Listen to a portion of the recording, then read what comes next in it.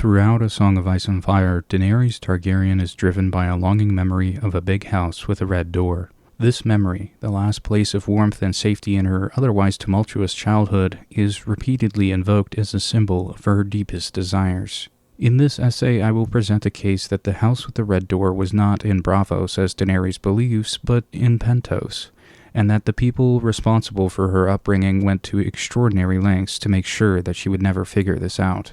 This theory is built on the cumulative weight of evidence across 5 novels. Misattributed foods, misidentified perfumes, a ship flying the wrong city's colors, the deliberate architectural concealment of a property Illyrio Mopatis has owned for decades, and, most damning of all, the complete and total absence from Daenerys' memory of sensory details from any of the cities she has supposedly been to. Before we begin, I need to give a massive caveat.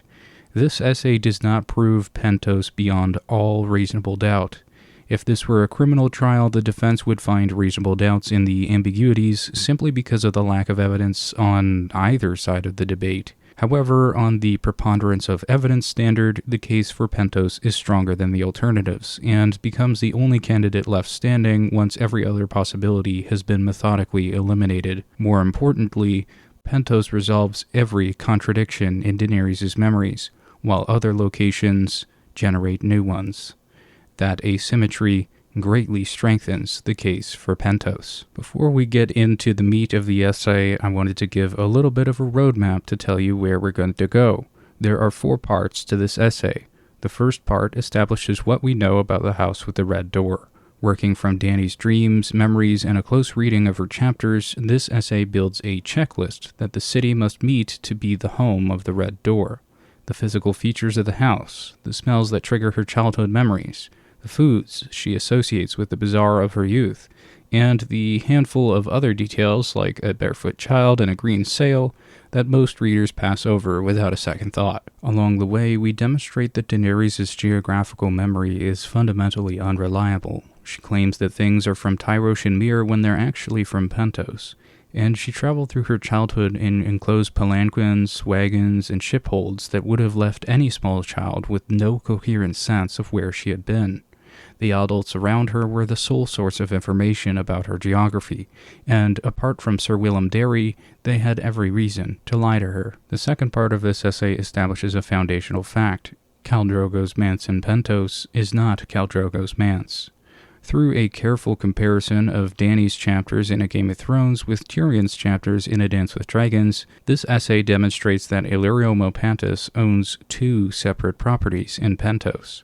The Hill Manse, where Daenerys stayed during the events of A Game of Thrones, and the Tower Manse, which Illyrio falsely attributes to Khal Drogo. The Unsullied guards, the pale ivy, the pillared courtyard, the earthen wine cellars, and the sightlines from both sets of windows all confirm that Illyrio owns or controls this Tower Manse. The manse where Tyrion meets Illyrio before their journey east is the same building where Daenerys was presented to her future husband, and it is a building that Illyrio takes extraordinary pains to ensure she doesn't recognize. The third part of this essay is the process of elimination. We take the checklist assembled in Part 1 and apply it systematically to every plausible candidate. Braavos, Dorne, Tyrosh, Myr, Lee, Volantis, Qohor, Norvos, Lorath, and the disputed lands. Each is eliminated in turn, some quickly and some at length, but none survives contact with the full weight of the evidence. The elimination of Braavos specifically receives the most thorough treatment because it is the candidate that Daenerys herself names, and the one that most readers accept. The smoking gun, the detail that, in my opinion, settles the Braavos question once and for all, is presented there. The fourth part of the essay turns to Pentos. Having eliminated every other candidate, we collect all the evidence that points positively towards Pentos, showing how the city satisfies every single item on the checklist, and propose a speculative theory, offered with a bit of skepticism, about what Daenerys' childhood in Pentos actually looked like. We'll begin with the house with the red door. A close reading of the text, particularly in A Game of Thrones and A Clash of Kings, points to a mysterious cover-up surrounding Dany's memory of the red door. What do we know about the red door? The most natural starting place is the starting place of the reader in Dany 1 at Game of Thrones. Quote, "She had been born on Dragonstone 9 moons after their first flight, while a raging summer storm threatened to rip the island fastness apart. They said that storm was terrible. The Targaryen fleet was smashed while it lay at anchor, and huge stone blocks were ripped from the parapets and sent hurtling into the wild waters of the narrow sea. Her mother had died birthing her, and for that her brother Viserys had never forgiven her. She did not remember Dragonstone either. They had run again just before the usurper's brother set sail with his new-built fleet. By then only Dragonstone itself, the ancient seat of their house, had remained of the 7 kingdoms that had once been theirs. It would not remain for long. The garrison had been prepared to sell them to the usurper, but one night Ser Willem Darry and 4 loyal men had broken into the nursery and stolen them both, along with her wet nurse, and set sail under the cover of darkness for the safety of the Braavosian coast. She remembered Ser Willem dimly, a great grey bear of a man, half-blind, roaring and bellowing orders from his sickbed. The servants had lived in terror of him, but he had always been kind to Dany. He called her little princess and sometimes my lady, and his hands were soft as old leather. He never left his bed, though, and the smell of sickness clung to him day and night, a hot, moist, sickly sweet odor. That was when they lived in Braavos, in the big house with the red door. Dany had her own room there, with a lemon tree outside her window. After Ser Willem had died, the servants had stolen what little money they had left, and soon after they had been put out of the big house. Dany had cried when the red door closed behind them forever. They had wandered since then, from Braavos to Myr, from Myr to Tyrosh, and on to Qohor and Volantis and Lee, never staying long in any one place. Her brother would not allow it. The usurper's hired knives were close behind them, he insisted, though Dany had never seen one. At first, the magisters and archons and merchant princes were pleased to welcome the last Targaryens to their homes and tables.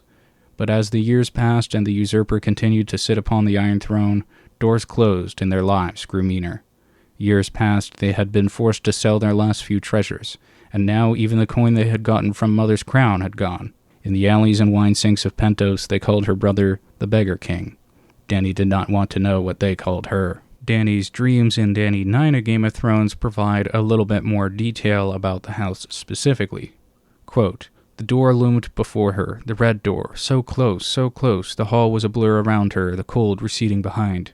And now the stone was gone, and she flew across the Dothraki sea, higher and higher, the green rippling beneath, and all that lived and breathed fled in terror from the shadow of her wings. She could smell home, she could see it, there, just beyond that door, green fields and great stone houses and arms to keep her warm, there." She threw open the door. Dany envisions the big house with the red door as a sanctuary. These passages establish the core elements of the big house.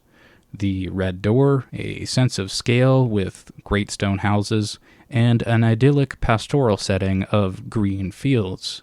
A vision at the House of the Undying, later in A Clash of Kings, adds a little more detail. Quote, "I know this room," she thought. She remembered those great wooden beams and the carved animal faces that adorned them.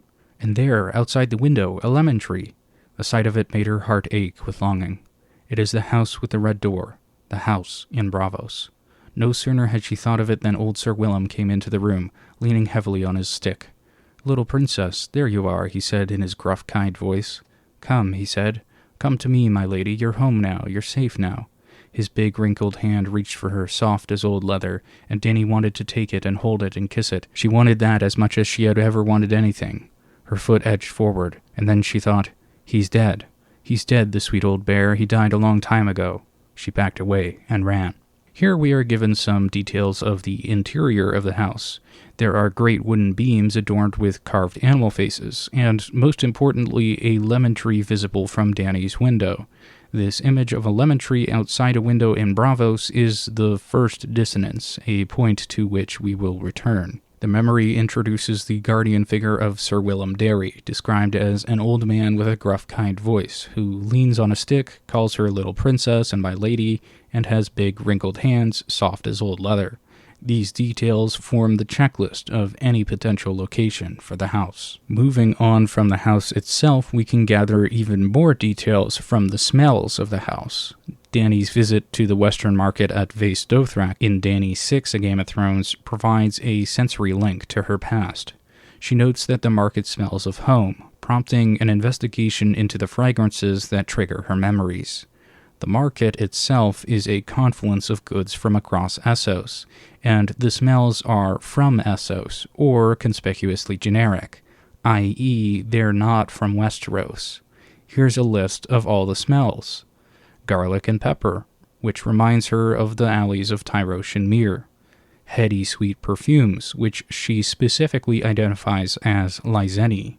Cooked horse meat and onions cooked with garlic and hot peppers, which she identifies as a dish from Tyrosh. And a dozen flasks of scented oils, perfumes of her childhood that remind her of the big house with the red door. It's important to remember that the Western market is described to the west relative to Vaes Dothrak. The Western market includes everything west of Vaes Dothrak, which is to itself to the far east of the Free Cities. Importantly, the Western market includes goods and traders from all over the Free Cities, and as far as we know, doesn't include anyone from Westeros at all. Although Westerosi goods are sold at Vaes Dothrak, they appear to have been sold by middlemen from Essos. And there's no smells here that are distinctly from Westeros, just smells from Essos, or generic perfumes and scented oils. Scrutinizing these smells in detail provides the reader with more information than it may seem at first glance. The most obvious contradiction is the sausages, so let's start there. When Dany identifies the cooked sausages as Tyroshi, Dany is corrected by the vendor, who clarifies that they're a dish from Pentos. Quote, her handmaids trailed along as Dany resumed her stroll through the market. "Oh look," she exclaimed to Doria, "those are the kind of sausages I meant." She pointed to a stall where a wizened little woman was grilling meat and onions on a hot firestone. They make them with lots of garlic and hot peppers. Delighted with her discovery, Dany insisted the others join her for a sausage. Her handmaids wolfed theirs down giggling and grinning, though the men of her ka sniffed at the grilled meat suspiciously. "They taste different than I remembered," Dany said after her first few bites. "In Pentos I make them with pork," the old woman said, "but all my pigs died on the Dothraki Sea. They are made of horse meat, Khaleesi, but I spice them the same." The old woman's correction is a masterful clue from Martin. Dany's memory associates the spiced sausages with Tyrosh, but the reality is that the dish is from Pentos. This demonstrates a fundamental flaw in her memories. She can be, and is, mistaken. The memories she links to one place may very well belong to another. This misplaced memory of the Tyroshi sausages actually being from Pentos raises the possibility that Daenerys might not be remembering the location of the house with the red door correctly. It raises the question of how Dany can be so certain that the house with the red door was in Braavos and that the sausages were in Tyrosh if they weren't. The answer lies in a seemingly minor detail about her childhood travels, one that Martin plants subtly in Daenerys 2, A Game of Thrones. When Daenerys first mounts her horse in the fields outside of Pentos, she offers a small observation. Quote, "She was only a fair rider. She had spent far more time traveling by ship and wagon and palanquin than by horseback." This single observation dismantles the reliability of Dany's sense of geography as a child. Consider the modes of transport she describes and what they would have obscured from a young child. Let's start with the palanquin because that's the most obvious.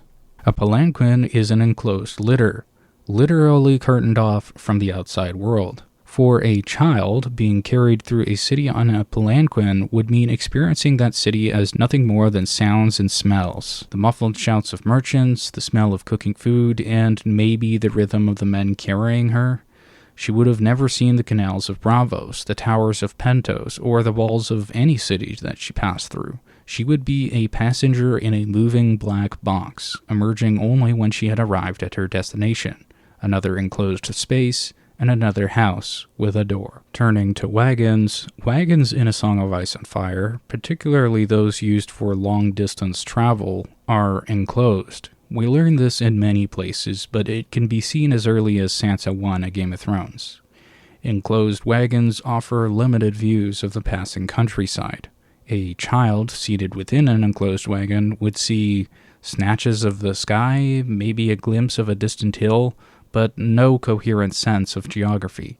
She would experience travel as a series of discrete moments, the jostling of the wheels, the changing light, the sounds of her guardians' voices, not as a connected journey through identifiable lands and locations. And by ship, to a child, the open sea is an endless featureless expanse. Once you get far enough to see that the coast is invisible, easily accomplished at a distance of, say, 10 miles, the sea looks awfully similar anywhere you go. To a child, the waters near Braavos would be indistinguishable from the waters off of Pentos, Myr, or Tyrosh. A voyage from one free city to another would have provided few visual landmarks, no sense of direction, and no way for a young girl who knows basically nothing about the world to know which coastline she was leaving or approaching. The horizon at the open sea is just the horizon, whether you're in the narrow sea or the shivering sea. The only things that would have been identifiable, such as the Titan at the port of Braavos, whose legs you must pass beneath to enter, or something like the Black Tower of Tyrosh, Daenerys has no memory of. This understanding fundamentally reframes Dany's childhood memories. The smells of the Western market that smelled of home could have been memories of nearly any bazaar in any free city. The great stone houses she recalls could also belong to nearly any city. The sea that she crossed to reach the new refuge would have looked identical to the sea that she left behind. In fact, it very well could have been the same sea. There was nothing to stop somebody like Illyrio from sending the Targaryen children in circles to the same city over and over again, pretending that they had to keep running from Robert's non-existent assassins, all so that he could keep control over them. He could let them wander the deck at open sea and just make sure that they were inside the hold when they come in and out of port, put them in a wine barrel to transport them on and off ship or something similar to that, and then bring them to a new alleyway and tell them that it's a completely different city. For a child whose world consisted of the holds of ships, curtained palanquins, and the interior of a big house with a red door, geography was an abstraction at best, something told to her by the adults who controlled her movements. As for why Viserys would lie to her, I don't think that he did. Viserys was also quite young at the start of their journey, about 8 or 9 years old, and would have been similarly disoriented. Once he grew older, the lies would have needed to grow more elaborate to keep Viserys in the dark. However, this can also be explained by the fact that Viserys is constantly thinking about other things. His mind is preoccupied with fighting the Battle of the Trident, fighting the war to retake his throne, or the history of his house, or dreams about what it will look like once he sits on the Iron Throne. Importantly, his mind is also preoccupied with non-existent assassins. Instead of having a sharp eye for the architecture around him, Viserys keeps a sharp eye out for the assassins that we, the reader, know were never sent, which we can infer means that Illyrio is using the threat of these phantom assassins to control the thoughts and behaviors of the Targaryen children. And, in case you haven't noticed, Viserys is kind of an idiot. Martin reinforces the point about how easy it is to keep a location secret decades later in A Dance with Dragons, with Tyrion's journey. When Tyrion is transported through the same region in similar conditions, enclosed, disoriented, and dependent on others for direction, the reader experiences firsthand just how easily one's sense of place can be manipulated. And Tyrion is a lot more clever than a 14-year-old girl. He's 30 or 35 years old, and he is a learned man who is extremely well-read and knowledgeable about the world in general. And Illyrio is able to pull the wool over even his eyes. So the idea that it would be difficult to trick Viserys, who is kind of an idiot, and Daenerys, who is extremely young and doesn't know any better, is not a strong argument. Daenerys' childhood was an extended series of basically Tyrion's journey over and over again, leaving her with sensory fragments, smells, sounds, the texture of an old man's hand, but no coherent map. The Lyseni perfumes that remind her of home could have been purchased in any port. The sausages could have hypothetically been eaten in any bazaar. Her memories are not a reliable record of where she has been. The adults around her were the sole source of information about where she had been, and they had many reasons to lie. Moving on from the sausages to elsewhere in our list of smells, the most evocative of the sense of the Western market are the perfumes. Quote, As Irri and Jiki helped her from her litter, she sniffed and recognized the sharp odors of garlic and pepper, scents that reminded Dany of days long gone in the alleys of Tyrosh and Myr, and brought a fond smile to her face. Under that, she smelled the heady sweet perfumes of Lee. She did take a dozen flasks of scented oils, the perfumes of her childhood. She had only to close her eyes and sniff them, and she could see the big house with the red door once more. And, interestingly, the assassin sent by Varys to kill Daenerys is perfumed in a similar fashion. Quote, "He was a small man, slender and handsome, his flaxen hair curled and perfumed after the fashion of Lee." We can start unpacking this by defining the perfumes. Dictionary.com defines heady as, quote, "affecting the mind or senses greatly," end quote. Heady implies a potent, overwhelming fragrance, the kind that's so powerful that it might make you feel dizzy or lightheaded. This kind of perfume is not a subtle fragrance. It is a statement piece. The second quality of the fragrance is that it has sweet notes. The combination of sweet, heady perfume could be a number of fragrances in real life. Sweet, heady notes are very typical of the white floral fragrances, stuff like gardenias, honeysuckle, grapefruit blossom, jasmine, lemon blossom, orange blossom, lily, or moonflower, or tuberose. In fact, the family of white floral fragrances actually uses the words, quote, "heady sweet," end quote, to describe its scent, which to me places this family as one of the likeliest options. Other options might include something like vanilla, honey, caramel, or chocolate. However, there is a competing candidate for the likeliest fragrance being described: lavender. During my research on potential fragrances in the depths of Wiki Parfum and Frangratica's Perfume Encyclopedia, I noted that while I would describe lavender as more floral than sweet, there are varieties of lavender that are described as sweet. Wiki Parfum states that, quote, "lavender is delicately floral and renowned for its clean scent, despite having camphoric facets. Sweet and floral, lavender is an herbal scent that blends well with the likes of orange blossom, neroli, bergamot, oak moss, and patchouli." And Fragrantica states that, quote, "depending on the sort, lavender essential oil can have very sweet or distinctively sharp aroma. French lavender, for example, has a sweet floral aroma, while Dutch lavender has a very strong aroma and sharp odor." The possibility of sweet French lavender creates a little bit of ambiguity. The fragrance that Dany smells could be the white floral profile, which to me seems like a more obvious fit, or it could be the sweet variety of lavender, i.e. French lavender. We can resolve this ambiguity by examining how lavender smells elsewhere in the text. Does Martin describe it as more of the Dutch variety or more of the French variety? Well, if we look at the text, we can see that he describes it closer to the French variety. Martin establishes a clear connection between Lee and a particular French lavender profile through the character of Varys. As part of his public persona, Varys wears heavy perfume, and when Ned Stark describes it, he gives us the crucial detail that links Lyseni lavender to the heady sweet fragrance that Daenerys encounters. During Ned's first encounter with Varys in Eddard IV Game of Thrones, he says this, quote, "His hand left powder stains on Ned's sleeve, and he smelled as foul and sweet as flowers on a grave." Foul and sweet as flowers. Sweet as flowers. We know from later chapters that Varys wears lavender scents specifically, and it is being described as a sweet and floral tone. So, in Martin's text, lavender is French lavender, which easily fits the sweet, heady fragrance that is described by Daenerys. Varys wears heady, sweet lavender perfume as part of his disguise. This brings us to a crucial piece of evidence. Varys' perfume is not merely lavender. It is lavender from Lee specifically. Lyseni lavender. We know this because of the origin story he constructed for himself upon arriving to Westeros.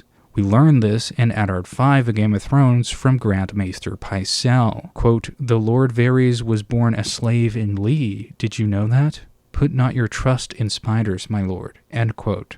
When Varys tricked King Aerys into hiring him, he created a false backstory that placed his origins in Lee. His clothing, powder, and perfume are all components of the disguise that he would have started to wear back when he was introduced to the court of the Mad King. To clarify, Varys has worn the same heavy perfume since he first came to King's Landing, a consistent element of the Lyseni identity that he performs. If Varys needs to wear perfume to cover his true scent, and wishes to appear as though he belongs to Lee, then he would wear the fragrances of Lee as part of his disguise to cover his true scent. Thus, when Ned describes Varys' perfume as sweet with floral tones, and we know that he's wearing lavender, then we have textual confirmation that Lyseni lavender carries sweet floral tones. And if applied heavily enough to mask an underlying odor, as suggested by Ned's description of, quote, foul and sweet as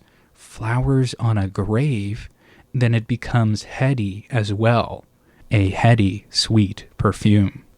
The heady quality of Lyseni perfume finds further confirmation in the wine cellar at the Western Market. Dany describes the cellar as, quote, perfumed after the fashion of Lee. Consider the context. Daenerys is surrounded by the sharp odors of garlic and pepper, the smells of cooked meat and frying onions, the sweat of animals and people, the dust of the marketplace. But even in this sensory assault, she can not only smell the wine cellar's perfume from where she's standing, but also recognize it specifically as Lyseni. For this fragrance to stand out from such a sensory overload and to carry such a distinctive Lyseni character, it must be both potent and distinctive. In a word, heady. Hence we have found our perfume. The perfume that Daenerys smells in the Western Market is Lyseni lavender, which smells like French lavender in real life. Let's move on to the smells of garlic and pepper. The smells of garlic and pepper require less detective work than the perfumes, but they deserve attention nonetheless. The quote is that, as Irri and Jiki helped her from her litter, she sniffed and recognized the sharp odors of garlic and pepper, scents that reminded Dany of days long gone in the alleys of Tyrosh and Myr. The principle that Dany can misattribute her memories to the wrong places finds direct application here. Dany smells the garlic and pepper before she sees the sausages, which tells us something important. These scents of garlic and pepper are rising from the cooked meat of the Pentos cellar. Indeed, this connection is firmly established in the text itself. We have already analyzed those Pentos sausages thoroughly. The connection between the cellar, her wares, and the free city she represents is firmly established. Suffice to say, these scents of garlic and pepper likely belong to Pentos, not Tyrosh. But the scent of these sausages carries significance beyond Daenerys' childhood. When we follow this aroma through the broader narrative, it leads us to unexpected places, into the heart of the conspiracy. The sausages offer further evidence of the alliance between Illyrio and Varys, and between Varys and Littlefinger, and, crucially, they provide something that text has otherwise withheld, a direct connection between Littlefinger and Illyrio. The scent of garlic and pepper sausage appears elsewhere in the story, and when we follow it, we uncover a trail of connections between the three conspirators. In Eddard VII, A Game of Thrones, during the Hand's Tourney, Ned walks into King Robert's tent and notices the air has been filled with the same aromas that Dany smells at the Western Market. Quote, afterward, Sir Barristan walked with Ned to the king's pavilion. The camp was beginning to stir. Fat sausages sizzled and spit over fire pits, spicing the air with the scents of garlic and pepper. On its own, this passage might seem unremarkable. The king would have access to many foreign and exotic dishes, but two details render this suspicious. First, the king was served at least 2 dishes from Pentos at this feast. The sausages with the garlic and pepper, and the same type of garlic snails that Illyrio eats in Tyrion 1, A Dance with Dragons. Tyrion's reaction to these snails in that chapter suggests that he's unfamiliar with eating this type of snail. If garlic snails had been served in King's Landing during Tyrion's years that he spent living there after Robert's rebellion, and would have reacted differently at Illyrio's feast. Based on Tyrion's POV, he did not encounter these snails. And remember, Tyrion is not present at the Hand's Tourney to eat these snails at the feast. The evidence suggests that this meal was an exotic choice from Petyr Baelish, which leads into the second detail that makes the choice of snails and sausages suspicious. The feast was planned by Petyr Baelish. Littlefinger had been given responsibility for the hand's tourney by Robert and the Small Council, since Ned wanted no part in it. Baelish, a man in league with Varys, who is in league with Illyrio, chose to serve the king dishes from Pentos at the precise moment when, as we the readers know from Arya's chapter, Illyrio Mopatis was secretly visiting King's Landing. Let me repeat this for the people in the back. Petyr Baelish serves dishes from Pentos that Illyrio Mopatis is known to eat to the king while Illyrio Mopatis is in King's Landing. That is quite a startling coincidence. Now, this is a little bit of a loose connection. However, it is strengthened by another interaction that extends beyond food. Baelish claims responsibility for procuring the dwarves who performed at Joffrey's wedding. In Sansa 5, A Storm of Swords, he tells Sansa that, quote, "I had to send to Braavos for them and hide them away in a brothel until the wedding." But this is a lie. In Tyrion 8, A Dance with Dragons, when Tyrion speaks to Penny, the last surviving dwarf from that troop, she reveals the truth. Quote, "Is that where my sister found you? In Braavos?" "Your sister?" The girl looked lost. "Queen Cersei." Penny shook her head. "She never... It was a man who came to us." "In Pentos." "Osmond. No, Oswald. Something like that. Oppo met with him, not me. Oppo made all of our arrangements. My brother always knew what to do, where we should go next." The dwarfs from the feast that Petyr Baelish claims to have brought in from Braavos were actually from Pentos. Oswald Kettleblack, Littlefinger's agent, fetched them from Pentos, not Braavos. Baelish lied about where the dwarves came from. The big question is why? Why hide the truth unless it connects to something else? The garlic and pepper sausages, the garlic snails, and the dwarves all trace back to Pentos. All connect to Illyrio Mopatis. And all three pass through the hands of Littlefinger, the man who planned the hand's tourney where the dishes of Pentos were served, the man who sent to Pentos for the dwarves, and the man whose conspiracy with Varys and Illyrio is exposed by these seemingly small details. There is further evidence suggesting that the garlic connection is an important detail. In Tyrion 3, A Clash of Kings, when Varys does his Rugen persona to guide Tyrion through the secret tunnel to Chachaya's, he smells of sour wine and garlic instead of his normal lavender. Quote, "Even his walk is different," Tyrion observed. The scent of sour wine and garlic clung to Varys instead of lavender. "I like this new garb of yours," he offered as they went. In Tyrion 2, A Dance with Dragons, Illyrio Mopatis mentions that he grows garlic in his own gardens. Quote, "Will you have a snail? The garlic is from my own gardens." In general, Illyrio eats a lot of garlic. The garlic snails, the garlic and butter mushrooms, the roasted larks stuffed with garlic and onions all suggest that Illyrio eats quite a bit of garlic. For Americans, lark is a type of small bird. Many of the dishes that he selects at his manse in Pentos contain garlic, and many of the dishes he takes with him have garlic as well. But blink and you'll miss it. In Tyrion 2, A Dance with Dragons, we have textual confirmation that Illyrio Mopatis eats Dany's spiced sausages. Quote, "A train of mules trailed behind them, carrying chests and casks and barrels and hampers of delectables to keep the Lord of Cheese from growing peckish.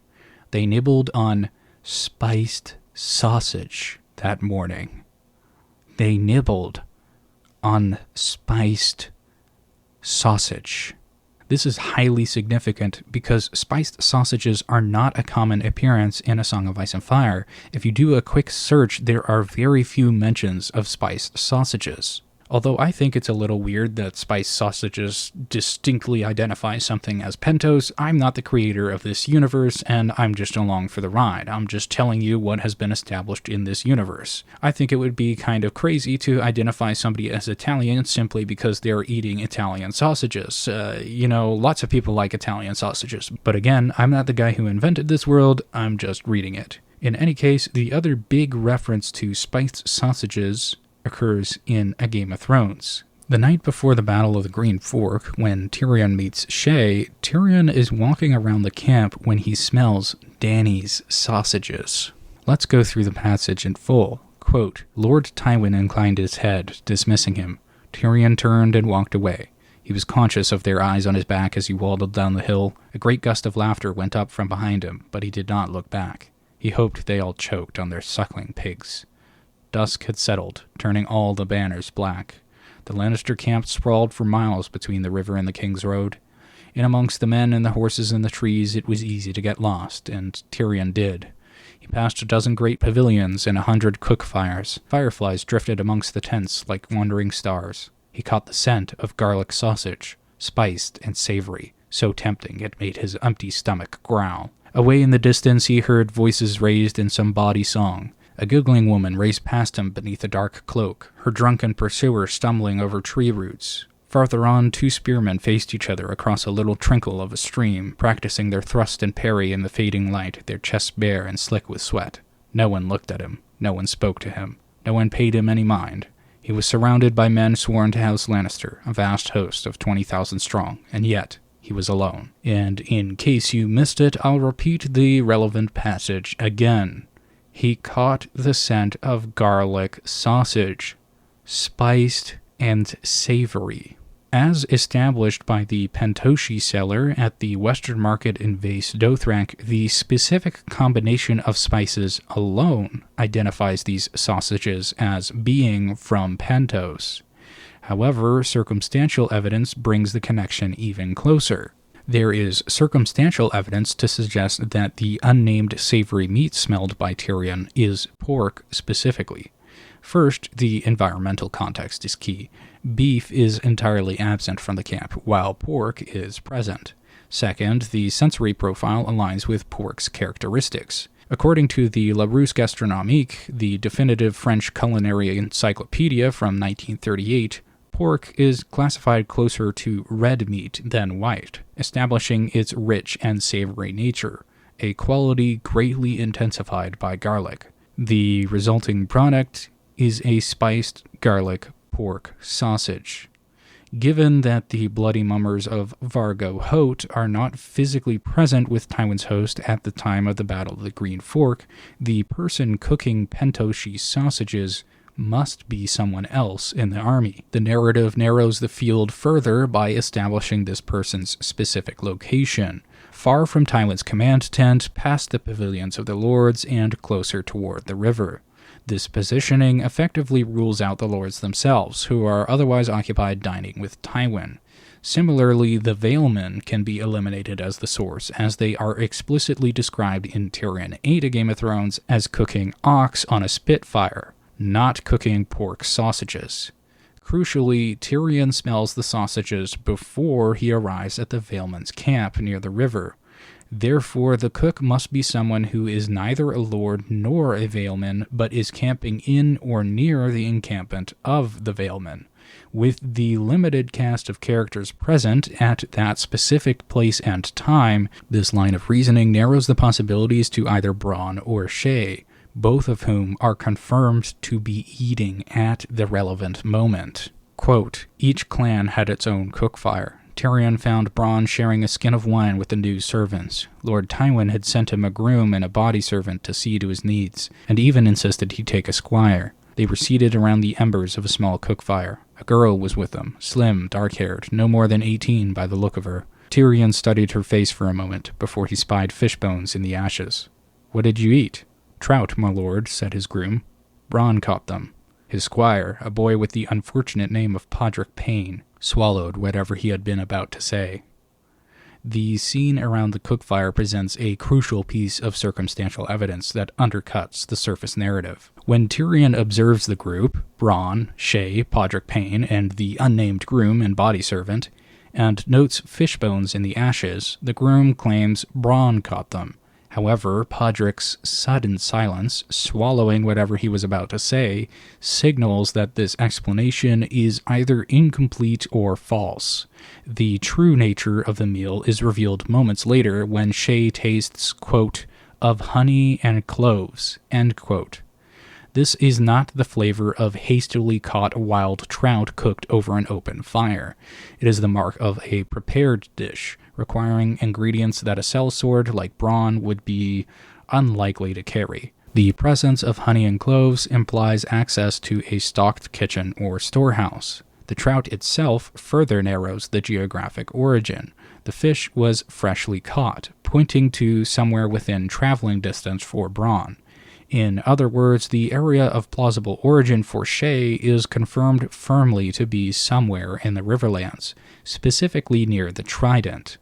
Given that later books establish the Inn at the Crossroads uses working girls to attract patrons, the evidence seems to converge. Shae likely came from the Inn of the Crossroads, and Bronn's catch was procured from the same southern waters as he and Shae had recently departed. Skeptics might argue that Bronn could have simply caught trout from the Green Fork, as Tywin's host is literally camped right beside it. However, a comprehensive review of the textual evidence reveals that trout are consistently associated with specific waterways, and the Green Fork is conspicuously absent from that list. The novels explicitly place trout in two locations in the Riverlands, the Red Fork and the main trunk of the Trident. In Jaime 1: A Storm of Swords, Jaime witnesses this firsthand while traveling along the Red Fork. Quote, Jaime glimpsed silvery fish knifing through the water. Tully trout. There's a bad omen, he thought. Jaime witnessing trout in the Red Fork confirms their presence there. And at River Run, in Catelyn 7, A Clash of Kings, Catelyn Tully is served, quote, trout wrapped in bacon. River Run sits directly on the Red Fork, heavily implying that the trout was caught there, supporting Jaime's observation in A Storm of Swords. Most significantly, Sansa's adventure along the north bank of the Trident in Sansa 1: A Game of Thrones, near the end of the Crossroads, includes dining on, quote, trout fresh from the river. The inn sits at the confluence of the Trident's branches, where the Green Fork meets the main stem, but Sansa's positioning on the north bank places her firmly on the main trunk of the Trident. What is notably absent is any evidence for trout existing in the Green Fork itself. Maybe I'm missing some, but the wiki of Ice and Fire's assertion that trout can be fished there rests on a single uncritical footnote. The groom's statement that, quote, Bronn caught them. This is circular reasoning, using the claim to prove the claim. The groom's statement tells us only that someone else claims Bronn caught trout. It does not specify where. Bronn does not confirm it, and Podrick Payne feels like he wants to say something in response to that statement. There are many indicators here that should be setting our alarms off. Given the wealth of evidence placing trout elsewhere in the river system, and the complete absence of any textual support for their presence in the Green Fork, the most logical conclusion is that Bronn didn't fish this trout locally. Instead, he traveled south, to the main body of the Trident near the Inn at the Crossroads, and returned with Shae and a trout. Along with the trout, the honey supports the notion that Shae was at the Crossroads Inn. In Sansa 1: A Game of Thrones, Septa Mordane eats honeycomb and honeyed bread at the inn. And in Catelyn 5: A Game of Thrones, Catelyn Tully recalls that the innkeep, Masha Heddle, served honeycakes when she was young. The conclusion that Shae most likely came from the Inn of the Crossroads is further strengthened by a crucial distinction often obscured by the television adaptation. In the books, Shae is not a foreign girl. The show's invention of a foreign origin for Shae has no textual basis. She is explicitly a camp follower from the Riverlands, and her introduction alongside specific fish like trout that indicates that she must have come from south of their position reinforces rather than contradicts her local origins in the Riverlands. The conclusion that Shae comes from the Inn of the Crossroads opens avenues of inquiry that extend well beyond the scope of this essay. The evidence, while intriguing, remains too incomplete for a thorough exploration. She could, after all, have been brought by a boat from Salt Pans and then by land to the inn, and then Bronn simply picked her up there. Nevertheless, several threads are worth noting. Returning to the original line of inquiry regarding the spiced Pentos sausages and where they occur elsewhere in the text, the evidence from the cookfire scene yields a significant negative conclusion. Shae didn't eat the spiced sausages. If Shae had eaten the spiced sausages, then Tyrion would have tasted garlic and spice rather than honey and cloves. This absence, however, only intensifies the question. Who did? In an army of thousands, realistically, countless candidates remain. But we're not examining real life here. The only remaining named character present at the cookfire who could have cooked the sausages is Bronn. This realization casts Podrick Payne's earlier silence in a new light. The boy opened his mouth to speak, then thought better of it. What was he about to say? Perhaps that Bronn had not only caught trout, but had also cooked sausage. In Podrick's mind, mentioning this second detail would be pointless, and would probably mark him as an idiot in Tyrion's eyes, since he lacks the knowledge of the significance of this sausage. If we suppose that Bronn cooked the Pentos sausages, and the narrative economy leaves no other plausible candidate, then Bronn must have had access to spices from Pentos, and been exposed to Pentos sausages before this, and developed a palate for them so strong that he wanted to eat them in a Lannister camp in the night before the battle.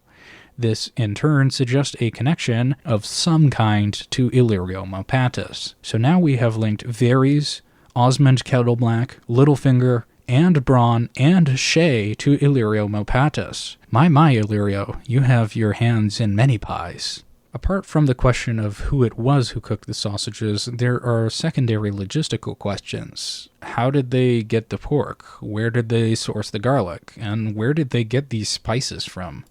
These ingredients would have been looted by the Lannister army at the Crossroads Inn, so the only other plausible explanations were that they were stolen from Tywin's baggage train, which seems to implicate Podrick, or brought in specially, which would seem to implicate someone like Varys. And yet, if it wasn't Bronn who cooked the sausages, then who was it?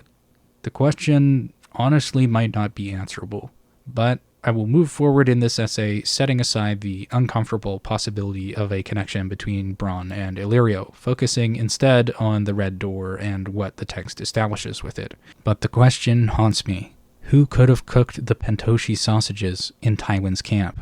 Leave your theories in the comments below.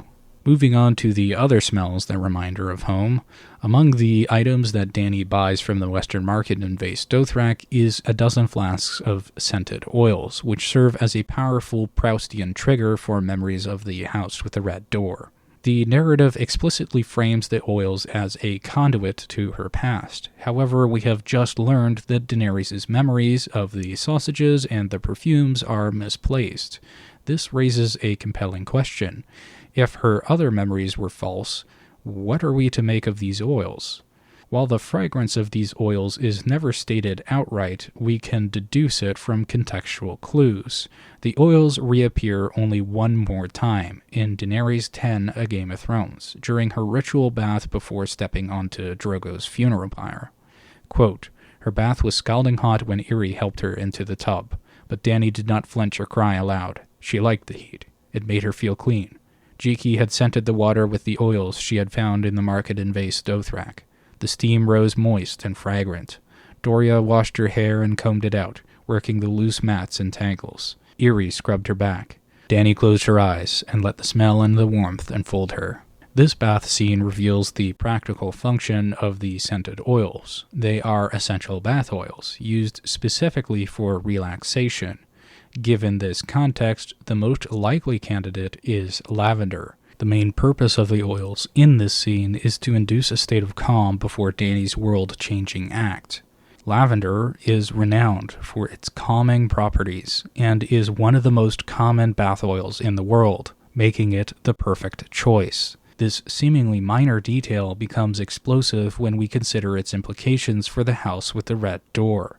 Bath oils appear in only one other place in A Song of Ice and Fire, in Daenerys I, A Game of Thrones. Her bath in Illyrio's manse in Pentos is described in strikingly similar terms. Quote, "They filled her bath with hot water brought up from the kitchen and scented it with fragrant oils. The water was scalding hot, but Daenerys did not flinch or cry out. She liked the heat. It made her feel clean. Besides, her brother had often told her that it was never too hot for a Targaryen." Notice the almost direct parallels between the text. I'll switch between one and the other for the people who aren't reading the screen right now, and you'll see just how similar the phrasing is. Let's start with Dany 1. Daenerys did not flinch or cry out. Daenerys 10, A Game of Thrones. Dany did not flinch or cry aloud. The next sentence in Dany 1 is, she liked the heat. The next sentence in Dany 10 is, she liked the heat. The next sentence in Dany 1 is, it made her feel clean. The next sentence in Dany 10 is, it made her feel clean. So, in sum, we have almost directly the same phrasing. Dany did not flinch or cry aloud. She liked the heat. It made her feel clean. And in Dany 1, A Game of Thrones, we get Daenerys did not flinch or cry out. She liked the heat. It made her feel clean. It's the same sensation. She's subconsciously remembering the bath and Illyrio's manse. The house with the red door has never been lost. It's been hiding in plain sight since the very first chapter. At Illyrio Mopatis' manse in Pentos, Daenerys experiences a bath of scalding water and fragrant, relaxing bath oils. The scent is never named, but it would hardly need to be. Lavender is the most humble and ubiquitous of bath fragrances, the sort of detail so ordinary it requires no mention. And given what we later learn of Illyrio's fondness for perfumes and lavender in particular, lavender in his baths is highly likely. But this raises a question. Why does the scent shared by Illyrio's manse feel like home? It resonates because it's not new. The scent of Illyrio's baths are remembered by Daenerys. Consider the pattern. In the western market of Vaes Dothrak, Dany encounters a series of smells that trigger memories, but she misattributes them. The smells that she thinks belongs to Braavos, to Tyrosh, to places she barely knows are, upon closer examination, the smells of Pentos. She's reaching for a home she cannot name and placing it anywhere but where it actually was. The lavender bath oils are no different. She is drawn to buy them in Vaes Dothrak by a scent that she doesn't consciously recognize. It's the same pattern repeating, a misplaced memory from Pentos. The bath oils are a fingerprint. They link the manse in Pentos not merely to Daenerys' journey, but to the only home she has ever truly known. Illyrio's estate was not a way station on the path to her destiny. It was the beginning. Moving beyond the smells of the market of Vaes Dothrak, another piece of evidence is revealed to us by one of Jorah Mormont's statements about Honeyfingers. Quote, "When I was a little girl, I loved to play in the Bazaar," Dany told Ser Jorah as they wandered down the shady aisle between the stalls. "I was so alive there. All the people shouting and laughing, so many wonderful things to look at, though we seldom had enough coin to buy anything. Well, except for a sausage now and again, or honeyfingers. Do they have honeyfingers in the Seven Kingdoms, the kind they bake in Tyrosh? Cakes, are they? I could not say, princess," the knight bowed. This is a masterclass in George R. R. Martin's subtlety. On the surface, this is a simple nostalgic memory from Daenerys' childhood. However, when scrutinized, it becomes an indictment of Ser Jorah Mormont, and an easily overlooked clue about the location of the house with the red door. Jorah's lie is not so much in what he says, but in what his response conceals. He feigns ignorance, but his knowledge of Essos is far too deep for his simple denial to be truthful. Daenerys asks a simple question about a specific Tyroshi pastry, Honeyfingers. She frames it as a fond memory from the Bazaar of Tyrosh.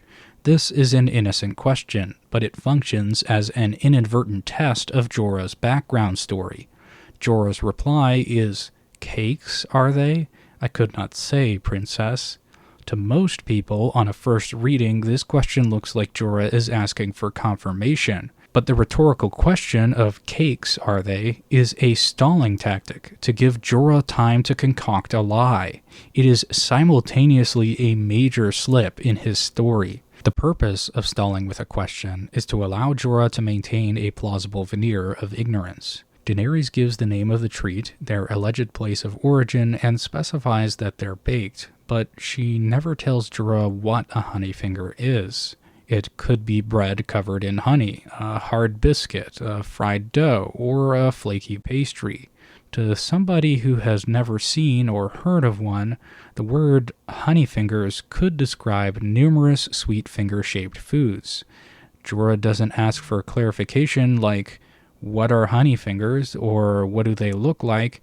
Instead, he jumps straight to cake. If Jorah had never truly heard of honeyfingers, then his mental image would be completely blank and he'd have to ask for more details. Instead, he already has an idea of what they are. The only way for that to be possible is if Jorah had seen, heard of, or had eaten honeyfingers before.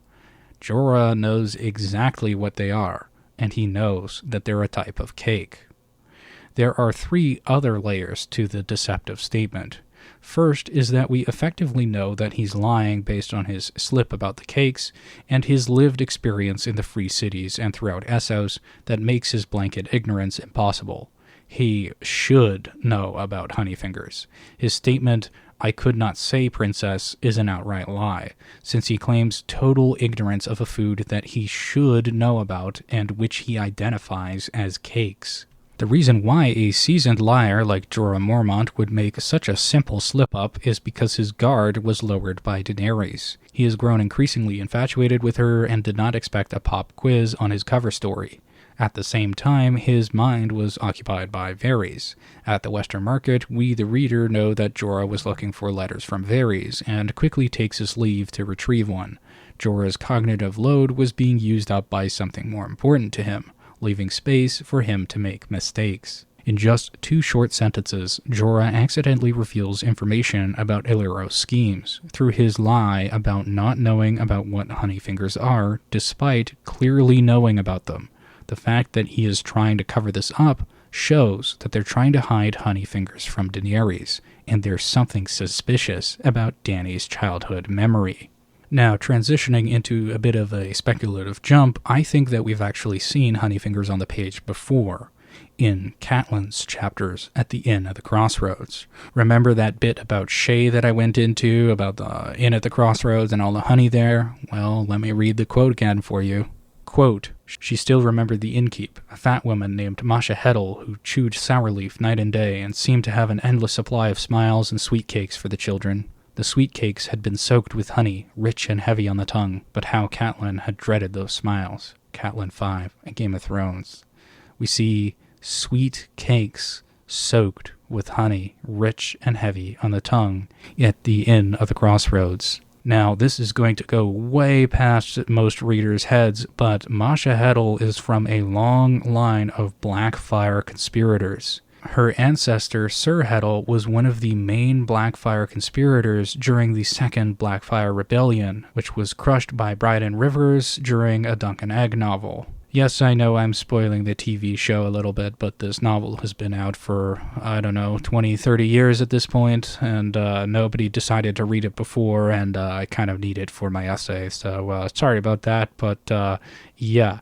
Anyways, that's my speculative jump.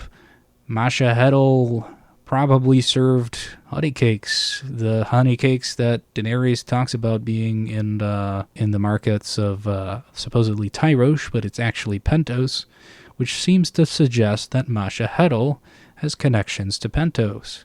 Could this have been where Shae herself was from? Could Shae have been brought on a boat from Pentos specifically for Tyrion and then hidden away with Masha Heddle in one of the caves near the banks of the Trident? I don't know. Speculative jump. No real evidence for this, but that's just my harebrained theory about a weird connection that I noticed with Masha Heddle and the honey cakes and the Inn at the Crossroads. I think this is an under-discussed component of the book, and I'd be interested to hear what other people think about it.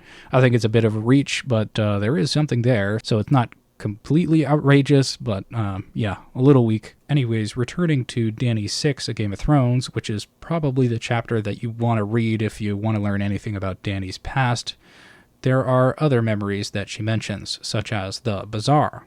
Quote, 100 merchants and traders were unloading their goods and setting up in stalls when they arrived. Yet even so, the great market seemed hush and deserted compared to the teeming bazaars that Dany remembered from Pentos and the other free cities, which confirms that Dany has been to the bazaar in Pentos, which is interesting. Anyways, continuing with the quote, when I was a little girl, I loved to play in the bazaar, Dany told Ser Jorah as they wandered down the shady aisle between the stalls. It was so alive there, all the people shouting and laughing, so many wonderful things to look at. Though we seldom had enough coin to buy anything, well, except for a sausage now and again, or honeyfingers. Do they have honeyfingers in the Seven Kingdoms, the kind they bake in Tyrosh? The use of the word bazaar helps pinpoint the location of the Red Door somewhere in Essos. In A Song of Ice and Fire, the term bazaar is used almost exclusively for the warm markets of the free cities and beyond, with the notable exception being the markets in Sunspear. A notable aspect about this mysterious childhood bazaar is its scale. It is large enough to put the markets of Vaes Dothrak to shame. While Vaes Dothrak does boast 100 merchants and traders setting up their stalls, Daenerys considers it to be hushed and deserted compared to the bazaars she remembers from Pentos and the other free cities. For comparison, the 17th century Turkish explorer, I'm so sorry Turkey for this pronunciation, Evliya Çelebi, I think, recorded some 3,300 shops at the Grand Bazaar in Istanbul, which was still an open-air market at the time. The Bazaar of Dany's childhood was a place of similar magnitude, placing it in a true city, not in Dorne's modest markets or somewhere out in the Dornish countryside like Lemonwood.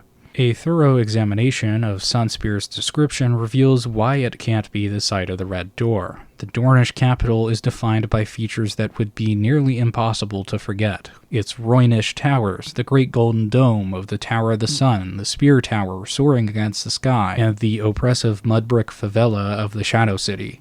Sunspear leaves a lingering smell of, quote, tar and salt water and rotting seaweed, end quote, which is absent from Dany's memories. Furthermore, accessing certain parts of the bazaar require navigating the labyrinthine winding walls, or passing through the heavily defended threefold gate. Dany remembers none of these memorable things of Sunspear's bazaar. While there are lemons in Dorne, theories placing the Red Door in Dorne fail to account for the totality of evidence. Could the Red Door have been somewhere else in Dorne, at Lemonwood perhaps, or some unnamed estate near the coast? As with Sunspear, the totality of evidence firmly excludes any location in Dorne, Lemonwood included. The geographical features, architectural styles, and sensory details preserved in Dany's memory simply do not align with anything Dorne has to offer. We will return to these Dornish possibilities later to demonstrate that the House with the Red Door can't be found in Dorne.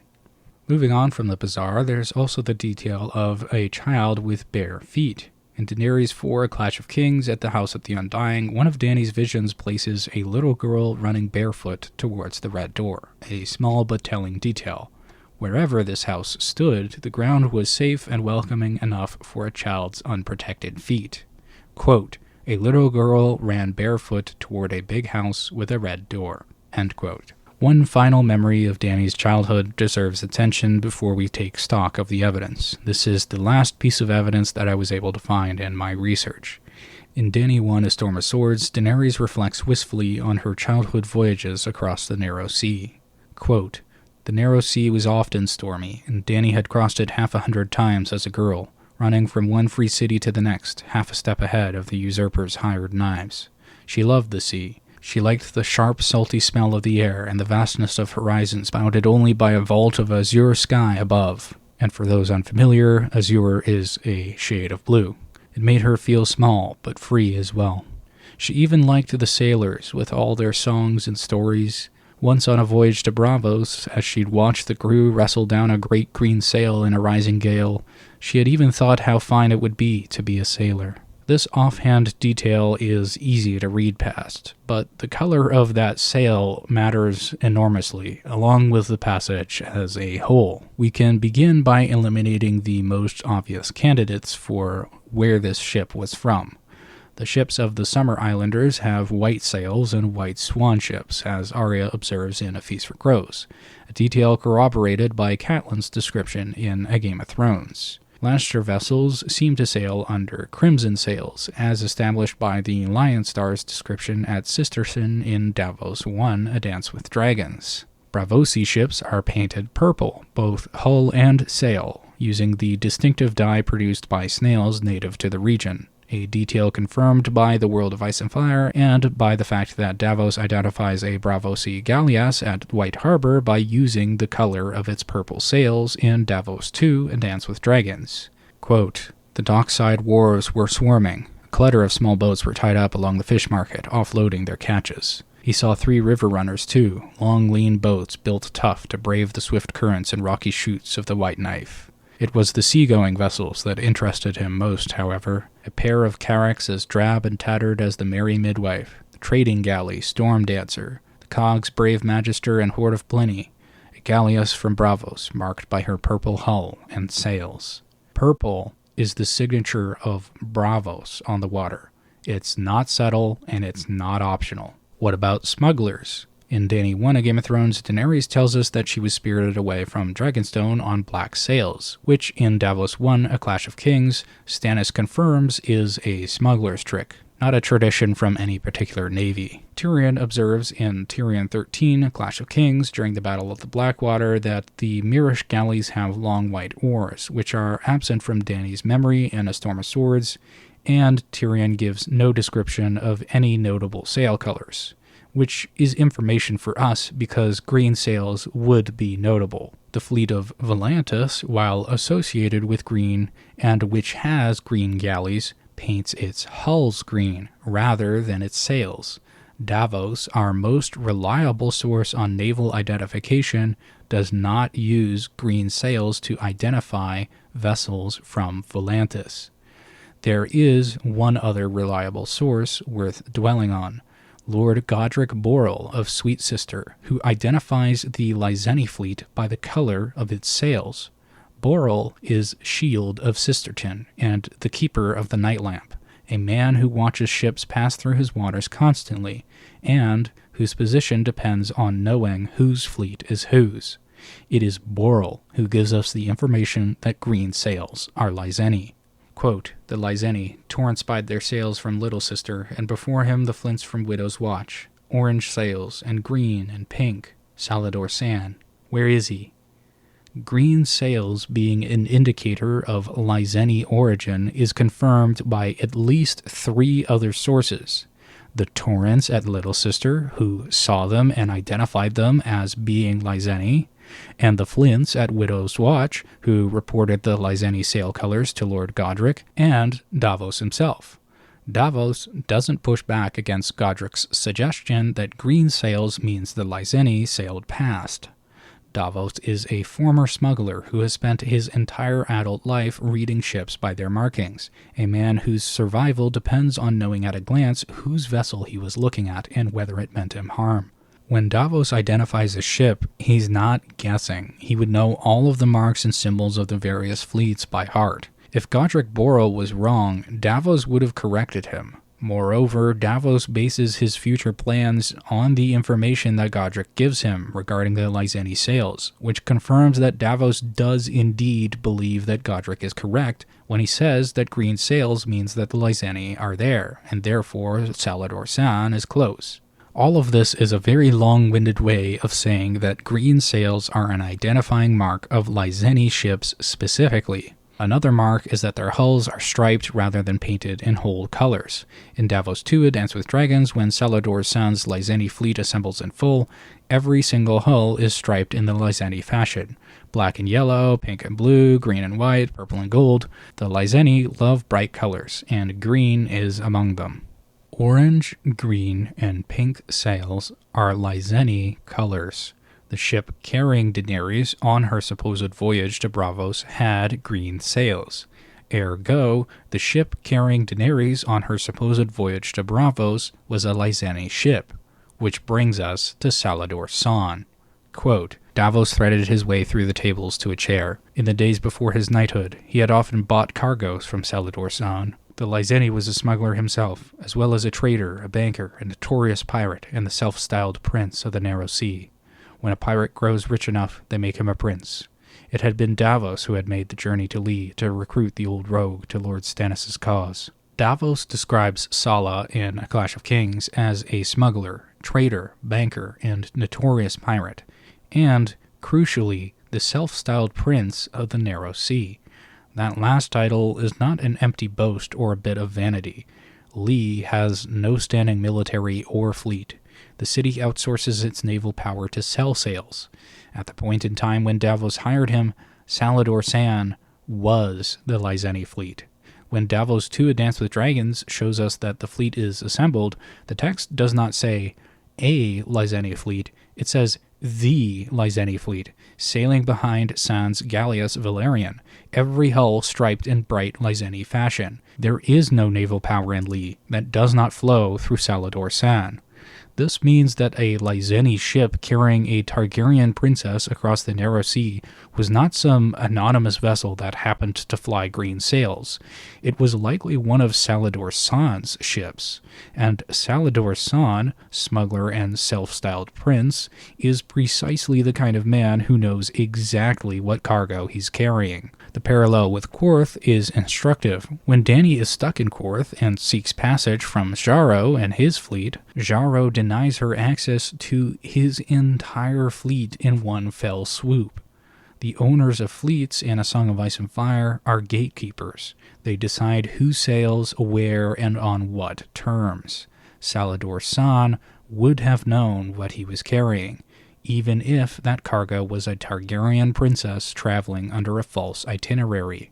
He is too smart, too deeply embedded in the same Lyseni networks that connect Varys and Illyrio for this to have been a coincidence or for him to have been an unwitting participant. There's also one final implication of the green sail that has not yet been addressed. Daenerys remembers watching the crew wrestle down the sail in a rising gale. However, she does not remember boarding or disembarking the ship.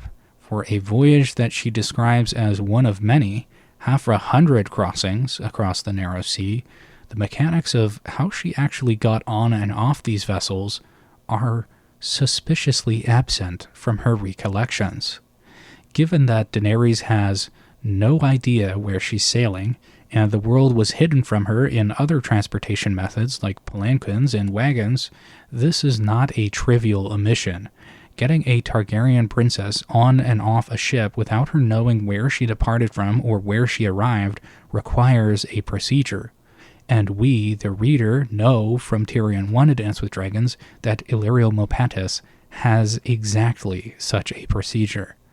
When Tyrion needs to be moved covertly out of King's Landing and across the Narrow Sea, Illyrio's solution is a wine cask, cramped, dark, disorienting, and completely effective at ensuring the passenger has no idea where he's going or where he's been.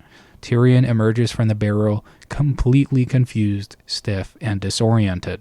The wine cask method is not the kind of thing that you would improvise. It's the kind of procedure that exists because it's been used before, refined over multiple transports until it works reliably. Illyrio didn't invent it for Tyrion. He already had it.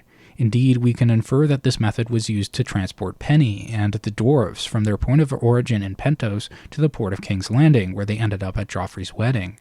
And if Illyrio already mastered this method, the question is not whether he could have used it on a small child, he obviously could, but whether he had reason to. A young girl transported in a barrel or a sealed litter carried from ship to shore and shore to ship without ever seeing a dock or a skyline would have no sense of geography whatsoever. She would remember the sea, because you can hear and smell the sea through the slots of a barrel. She would remember the sailors and their songs, because sound carries.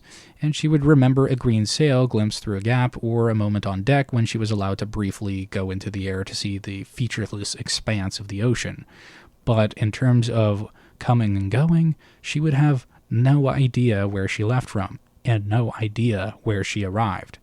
Dany's memories of her voyages are exactly this: sensory fragments from the inside of an enclosed space with one vivid detail of the world outside, a green sail in a gale, that she has no ability to place in any kind of coherent geography.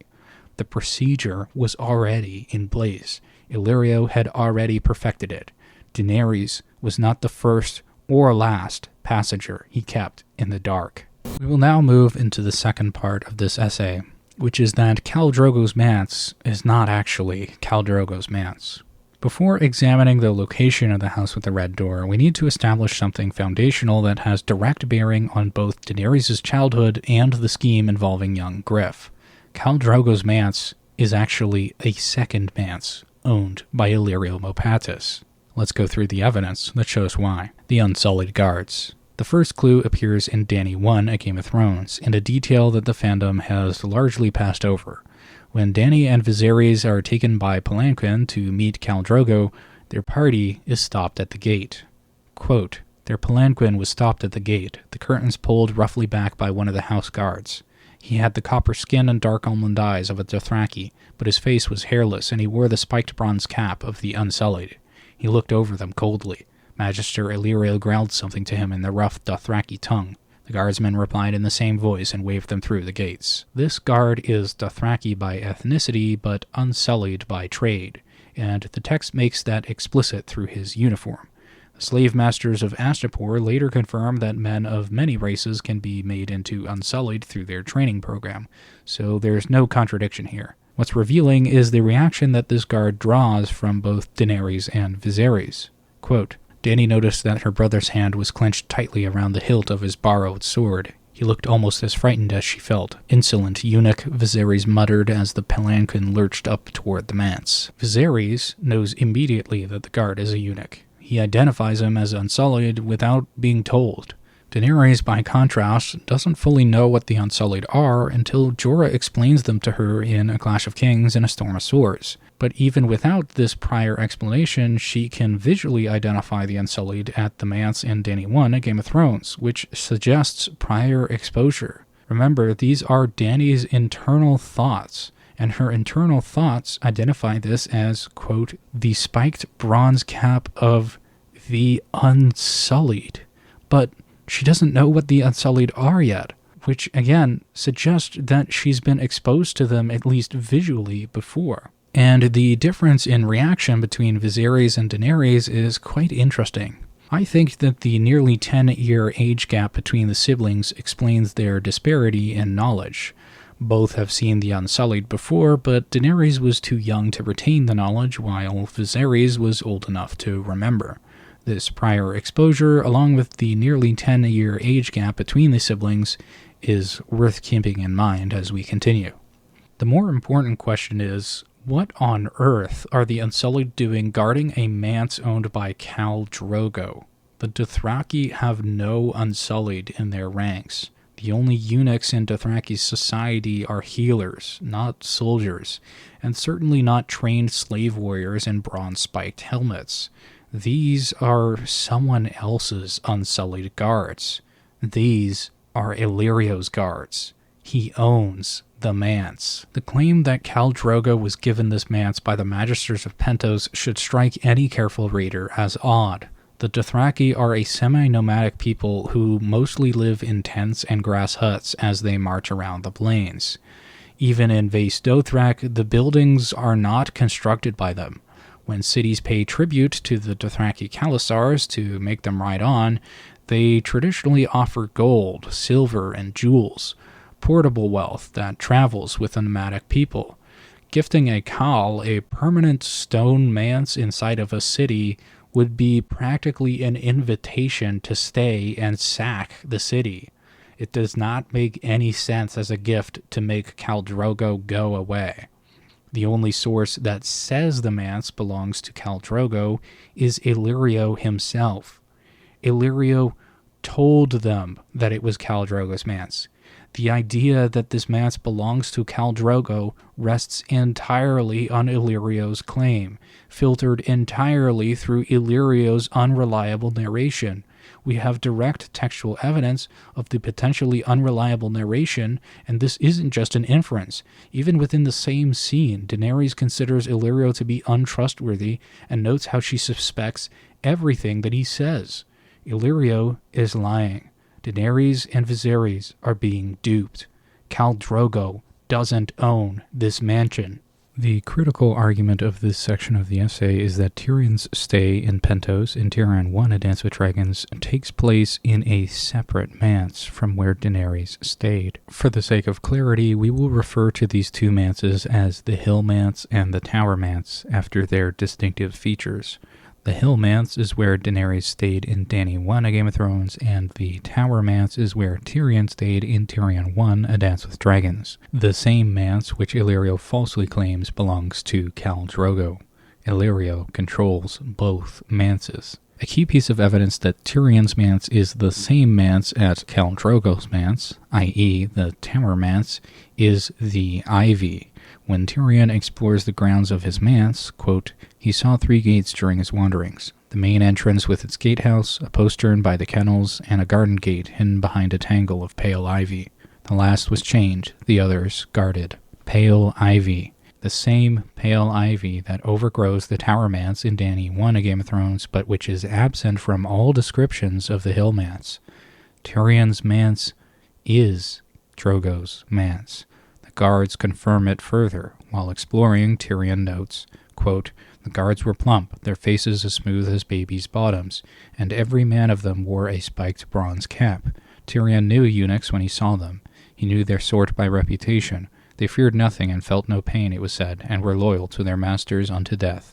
Unsullied guards are posted throughout Tyrion's manse just as they are posted at the Tower Manse in Dany 1: A Game of Thrones, and they are mentioned nowhere at the Hill Manse in Dany 1: A Game of Thrones. Tyrion, being a learned and well-read man, identifies them immediately from his vast readings, without ever having personally encountered them before. The Unsullied are a notable and specific detail that Tyrion is able to identify without even having seen them before, so they're not generic household guards.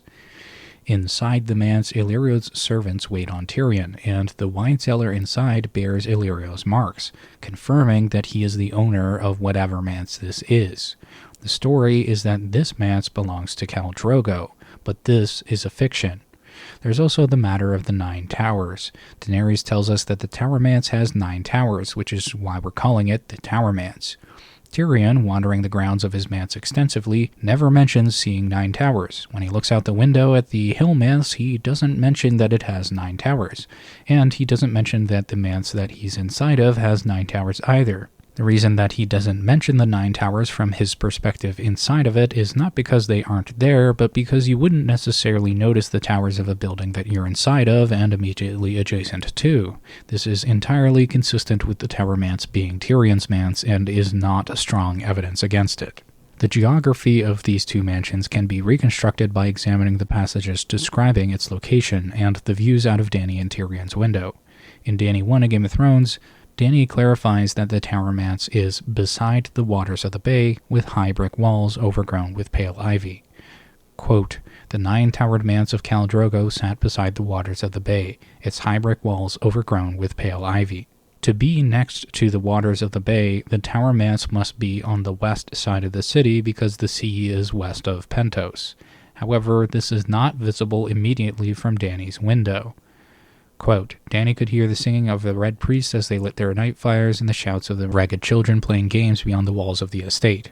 For a moment she wished she could be out there with them, barefoot and breathless and dressed in tatters, with no past and no future and no feast to attend at Khal Drogo's manse. From Dany's window in Illyrio's Hill Manse, she sees the bay and the towers of Pentos silhouetted against the setting sun. She's looking west. She doesn't list the Tower Manse in her sights. However, we can infer that it is indeed visible from her window based on the prior description that she provides. When Daenerys gives this description of the Tower Manse, she is giving it in the dead of night, when Pentos is described as being pitch black. There is no way that she would have been able to see the details of the manse's high brick walls overgrown with pale ivy from a distance in the pitch black. The description implies that Daenerys has seen the manse before and is familiar with its features from a distance. This can all be reconciled with the inference that the Tower Manse is not directly west of her view. It's visible to the north or the south at one of the extremes, but she would have to lean to get a good view of it. This would also reconcile the fact that the Tower Manse cannot geographically be to her east since it's along the water, while simultaneously not being described in her view out of the window. So, in sum, the Tower Manse is either to the north or south of Dany's position, at a distance, somewhere along the Bay of Pentos. Later in Tyrion's view, we get a corroborating description of the opposite view. Tyrion is looking at a distant manse without 9 towers and without pale ivy and without these massive walls that is on the hill somewhere in the distance. Quote, "Beneath his window 6 cherry trees stood sentinel around a marble pool, their slender branches bare and brown. A boy stood on the water, poised to duel with a Braavos blade in hand. He was lithe and handsome, no older than 16, with straight blonde hair that brushed his shoulders. So lifelike did he seem, that it took the dwarf a long moment to realize he was made of painted marble, though his sword shimmered like true steel. Across the pool stood a brick wall 12 feet high with iron spikes along its top. Beyond that was the city, a sea of tiled rooftops crowded close across a bay. He saw square brick towers, a great red temple, a distant manse upon a hill. In the far distance, sunlight shimmered off deep water. Fishing boats were moving across the bay, their sails rippling in the wind, and he could see the masts of larger ships poking up along the shore." Tyrion also sees the bay and the sunlight on the water. He can see the west as well, so we know that Tyrion's window isn't looking east, or else he wouldn't be able to see these items. However, since we don't know exactly where the Tower Manse is, we don't know whether it's north or south, we can't determine the exact angle of Tyrion's view. It's likely that Tyrion has a vertical view of the city out of his window, while Daenerys has more of a horizontal view, if that makes any sense. Daenerys has a window that looks mainly west out of the bay, but which can see to the north and south if you lean out of the window. Meanwhile, Tyrion has a window that mainly looks north or south, depending on where you think the Tower Manse is, which affords him a view of both the bay and the entire city. In any case, Tyrion can see several things that Dany never mentions. Iron spikes crowning the compound walls, 6 cherry trees, a painted marble statue of a blonde boy with a sword, and, critically, a distant manse upon a hill. These are all features that would have been visible and highly notable from the hill manse's view, and the fact that none of them appear in Dany's descriptions confirm that they belong to a different property. That distant manse that Tyrion can see upon a hill is the hill manse where Dany stayed, and Tyrion's position sits precisely where the Tower Manse is relative to the position of where Dany stayed in Dany 1, A Game of Thrones. There's other hints about the fact that Drogo's manse is Tyrion's manse as well. One, missed by many readers, is the barrel, the horse, and the transfer that occurs between the mansions in Tyrion 1, A Dance with Dragons. When Tyrion is smuggled into Pentos in a wine barrel, the journey is disorienting. Quote, "That was the longest journey he had ever taken, though it could not have lasted more than half an hour. He was lifted and lowered, rolled and stacked, upended and righted and rolled again. Through the wooden staves he heard men shouting, and once a horse whickered nearby." The whickering of the horse is significant. A whicker is a soft, breathy neigh that can only be heard in close proximity to a horse. The Tower Manse, Tyrion and Drogo's manse, has kennels but no stables. The Hill Manse, Dany's manse, has stables. Furthermore, horses are not a common sight in the street of Pentos. Even Illyrio, who owns horses, opts to travel by palanquin rather than ride because he's too fat to sit a horse. Horses are never once described traversing the streets of Pentos at any point in the entire text. In other wealthy cities like Qarth, Astapor, and Meereen, horses are rare, and the few instances of wealthy men riding horses outside of the Dothraki are treated as noteworthy by Daenerys. The odds of Tyrion happening to pass by a random horse somewhere in the streets of Pentos are exceedingly low. The horse that he hears is at the Hill Manse's stables. This means that Tyrion was initially brought to the Hill Manse, likely unloaded inside or immediately adjacent to the stables, before being moved to the Tower Manse, his ultimate destination. Illyrio deliberately kept Tyrion away from the Hill Manse and installed him at the Tower Manse instead. We can infer from the sequence of events that Illyrio's men initially brought Tyrion to the Hill Manse, then received orders to move him to the Tower Manse. Why? Why not host Tyrion at the Hill Manse? Why did Illyrio ensure that Tyrion was at the Tower Manse specifically and not the Hill Manse? Was Illyrio keeping Tyrion away from something or someone at the Hill Manse? Did he want Tyrion to absorb something from the Tower Manse specifically? Some impression, some piece of history, before meeting Daenerys? The question of why Illyrio switched Tyrion to the Tower Manse is one neglected by most theories about secret Targaryens and Blackfires, and it deserves its own treatment. But for now, we must not let it pull us away from the main argument of this essay. Returning back to our clues, one final detail ties the Tower Manse and Drogo's Manse together as the same building. In Dany 1 A Game of Thrones, there is, quote, a pillared courtyard overgrown in pale ivy, end quote, where she meets Khal Drogo. In Tyrion's wanderings, he finds the same courtyard. Quote, he walked along a pillared gallery and through a pointed arch, and found himself in a tiled courtyard where a woman was washing clothes at a well. She looked to be his own age, with dull red hair and a broad face dotted by freckles. Tyrion settled on a stone bench with his flagon. The empty flagon slipped from his hand and rolled across the yard. Tyrion pushed himself off the bench and went to fetch it. As he did, he saw some mushrooms growing up from a cracked paving tile. This courtyard in Tyrion 1, A Dance with Dragons, is the same courtyard where Dany met Khal Drogo, except that Tyrion is approaching from one side while Dany approached from the other. Both characters have been in the same courtyard, but neither has seen the halls that the other walked through to get there. Had Tyrion continued further before the wine overtook him, he would have reached the entry hall described in Dany 1, A Game of Thrones, with its mosaic of colored glass depicting the Doom of Valyria and its black iron lanterns burning along the walls. He gets close enough to confirm the layout, but not quite close enough to complete the circuit. The earthen caves that Tyrion emerges into when he first gets to the manse are not beneath Dany's Hill Manse, they're beneath the Tower Manse. The cellar down there, marked with Illyrio's signs, confirms once again that Illyrio is the true owner of this property, and Khal Drogo never owned it. Which brings us to Illyrio's elaborate concealment. The lengths that Illyrio goes to in order to prevent Dany and Viserys from truly seeing the Tower Manse deserves careful attention, because they're deliberate and layered. Quote, the streets of Pentos were pitch dark when they set out in Illyrio's elaborately carved palanquin. 2 servants were sent to light their way, carrying ornate oil lanterns with panes of pale blue glass, while a dozen strong men hoisted the poles to their shoulders. It was warm and close inside, behind the curtains. Dany could smell the stench of Illyrio's pallid flesh through his heavy perfumes. The 9-towered manse of Khal Drogo sat beside the waters of the bay, its high brick walls overgrown with pale ivy. It had been given to the Khal by the magisters of Pentos, Illyrio told them. Their palanquin was stopped at the gate, the curtains pulled roughly back by one of the house guards. He had the copper skin and dark almond eyes of a Dothraki, but his face was hairless, and he wore the spiked bronze cap of the Unsullied. He looked them over coldly. Magister Illyrio growled something to him in the rough Dothraki tongue. The guardsman replied in the same voice and waved them through the gates. Dany noticed that her brother's hand was clenched tightly around the hilt of his borrowed sword. He looked almost as frightened as she felt. Insolent eunuch, Viserys muttered as the palanquin lurched up toward the manse.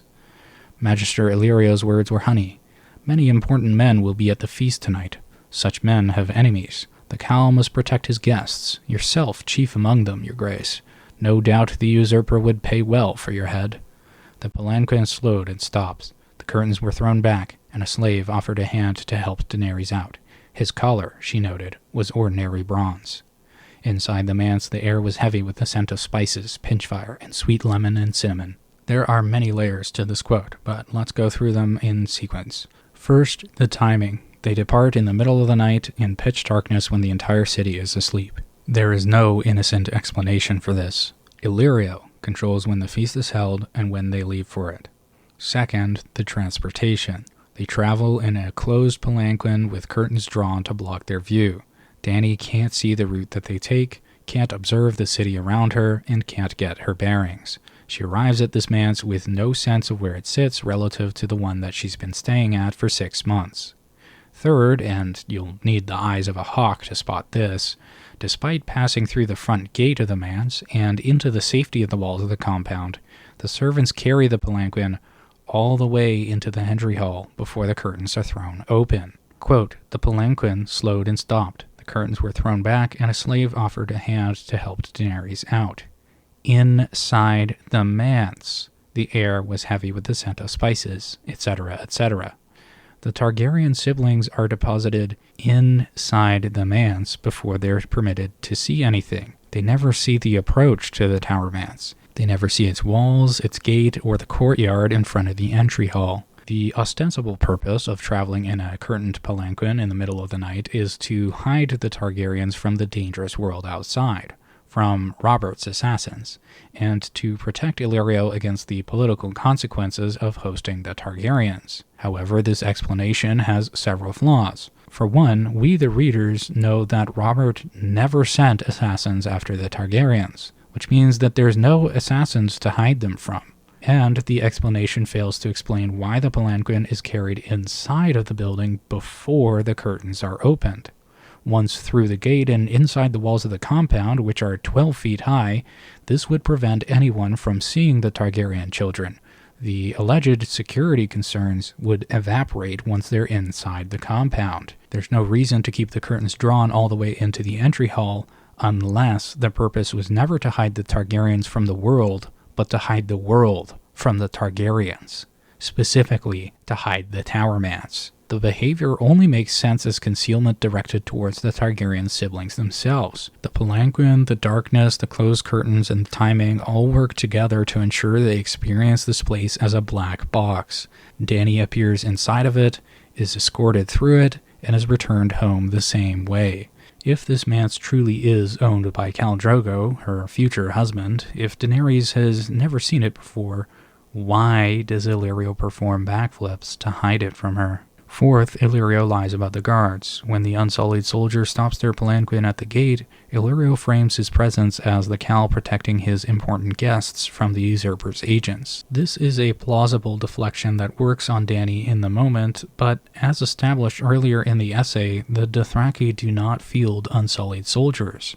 Therefore, the guard at the gate is not Drogo's guard. He's Illyrio's guard, and Illyrio knows it, which is precisely why he immediately talks over the encounter, redirecting Viserys' line of thought and invoking Robert's non-existent assassins before either sibling can stop and think about what they've just seen. And notably, the guard obeys Illyrio's orders.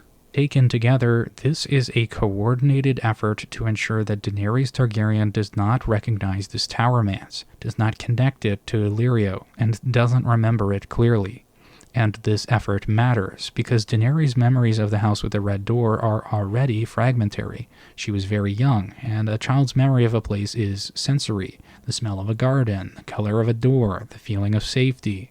Illyrio ensures that Dany approaches this manse in complete darkness, enclosed in a curtained box, and is deposited inside before she can see the exterior or the courtyard. She never sees the front of the building. She never sees whatever door faces the street, and even if she caught a glimpse of it, she would see it only in pitch darkness and have no chance to observe its color. Even if some buried part of her recognizes the smell of the spices or the sound of the bay, she has been given no angle from which her conscious mind could make the connection. Illyrio has hidden the house with the red door in plain sight. We now turn to the third part of this essay, taking inventory. Before turning to the question of where the house with the red door actually stands, it's worth pausing to consolidate what the text has shown us, because we've spent a lot of time in the weeds. The clues gathered so far form a set of constraints, a checklist that any candidate location must satisfy in full. Here is a summary of that evidence, organized by category. First, the house itself. It is a large building with a distinctive red door. It's large enough to contain individual rooms for both Dany and Viserys and servants to attend them. Its interior contains a room with great wooden beams carved with animal faces and at least one window. A lemon tree grows close enough to be visible from that window. The house contains fragrant bath oils, and the air carries a sweet, heady perfume, both most likely lavender. Second, the people. The main resident was a young Daenerys, cared for by an old man who leaned on a stick, spoke in a gruff but kind voice, addressed her as a little princess and my lady, and had large, wrinkled hands as soft as old leather. Daenerys thinks that this is Ser Willem Darry.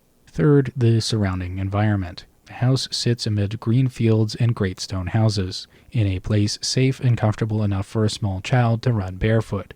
Nearby is a large bazaar, a sprawling, teeming place that makes hundreds of stalls seem deserted by comparison. That bazaar smells of garlic and pepper. It sells Pentoshi pork sausages spiced with onions and hot peppers, and small honey cakes for children. It is alive with the noise of people shouting and laughing, with a great many things to look at. With this checklist in hand, we can now move to the question of elimination. The path to the red door that will be most understandable to viewers starts with a small process of elimination, demonstrating why every candidate other than Pentos fails. In that process of elimination, I will present a piece of evidence so unambiguous that it settles the matter of Braavos entirely, or at least in my opinion. We now move to the process of elimination. To find the red door, we are going to treat this like a criminal investigation, and our main tools will be the process of elimination. When you have eliminated the impossible, whatever remains, however improbable, must be the truth. We begin with a broad pool of potential locations, anywhere in the world, and our goal is to narrow this pool by applying successive filters of possibility. By the end of this process, it will become clear that the red door is most likely in Pentos. Now, there are many unnecessary items on our list for the purposes of our process of elimination.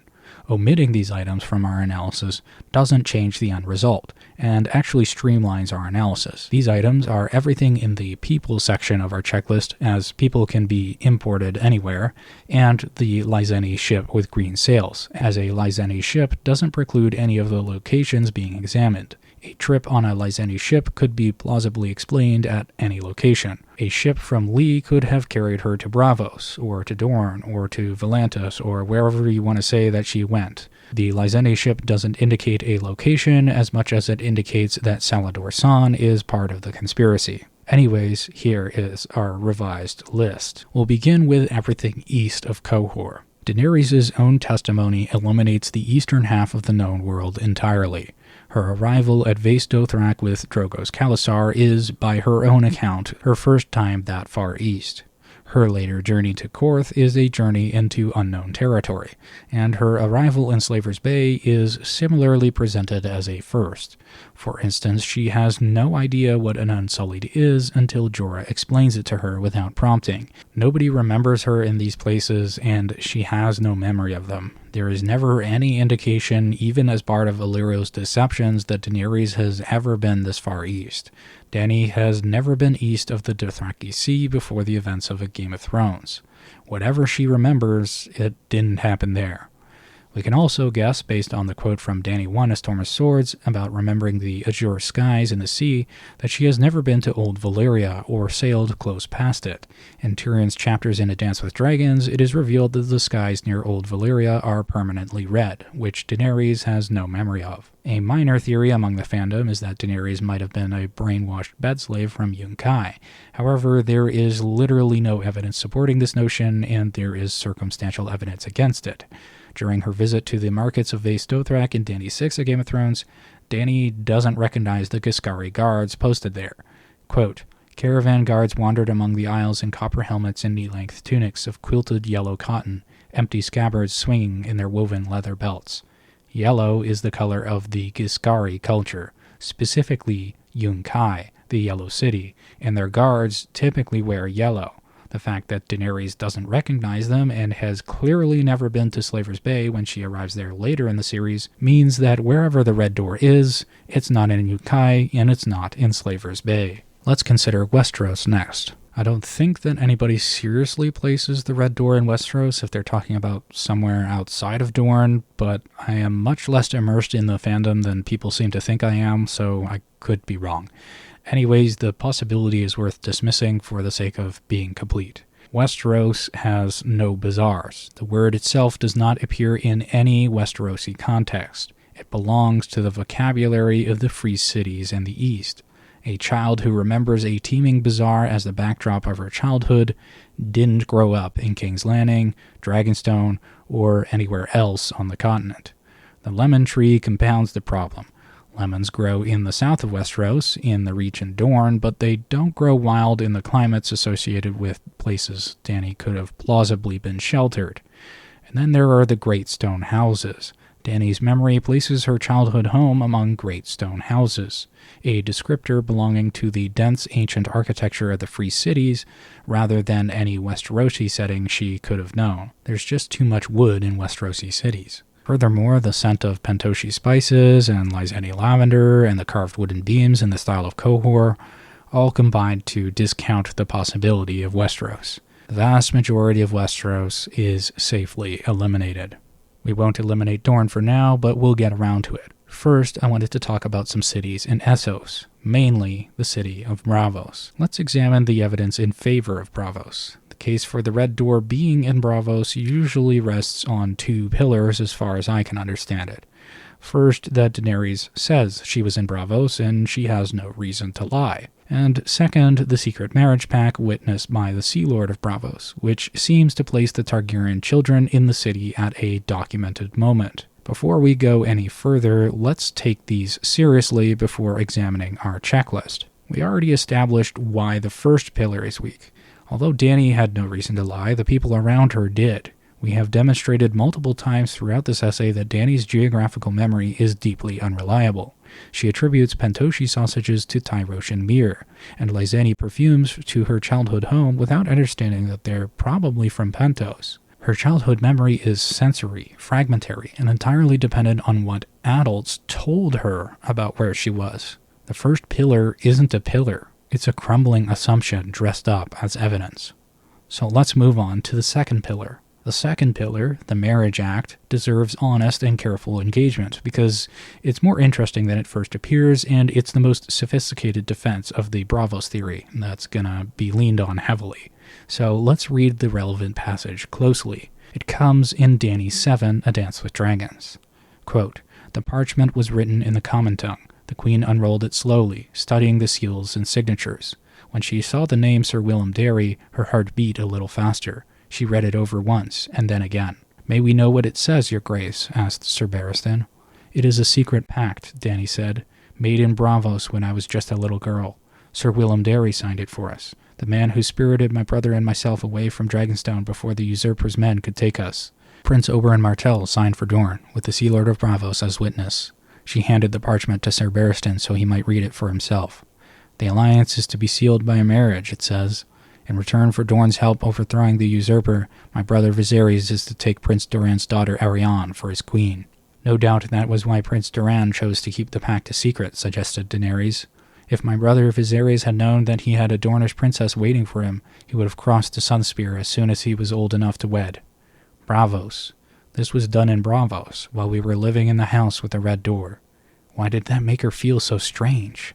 Later, in The Discarded Knight, Dance with Dragons, Barristan Selmy clarifies that the pact was between Viserys and Arianne Martell specifically, and did not mention Daenerys, which is further confirmed by the testimony of Prince Doran Martell in The Princess in the Tower, A Feast for Crows. Dany's reaction to the treaty in Dany 7, A Dance with Dragons, is the passage that the Braavos theory rests on. Dany reads the pact, thinks to herself that it must have been done in Braavos, and connects it to the house with the red door, which people told her was in Braavos. However, Daenerys does not remember the contract, nor does she claim to have been there.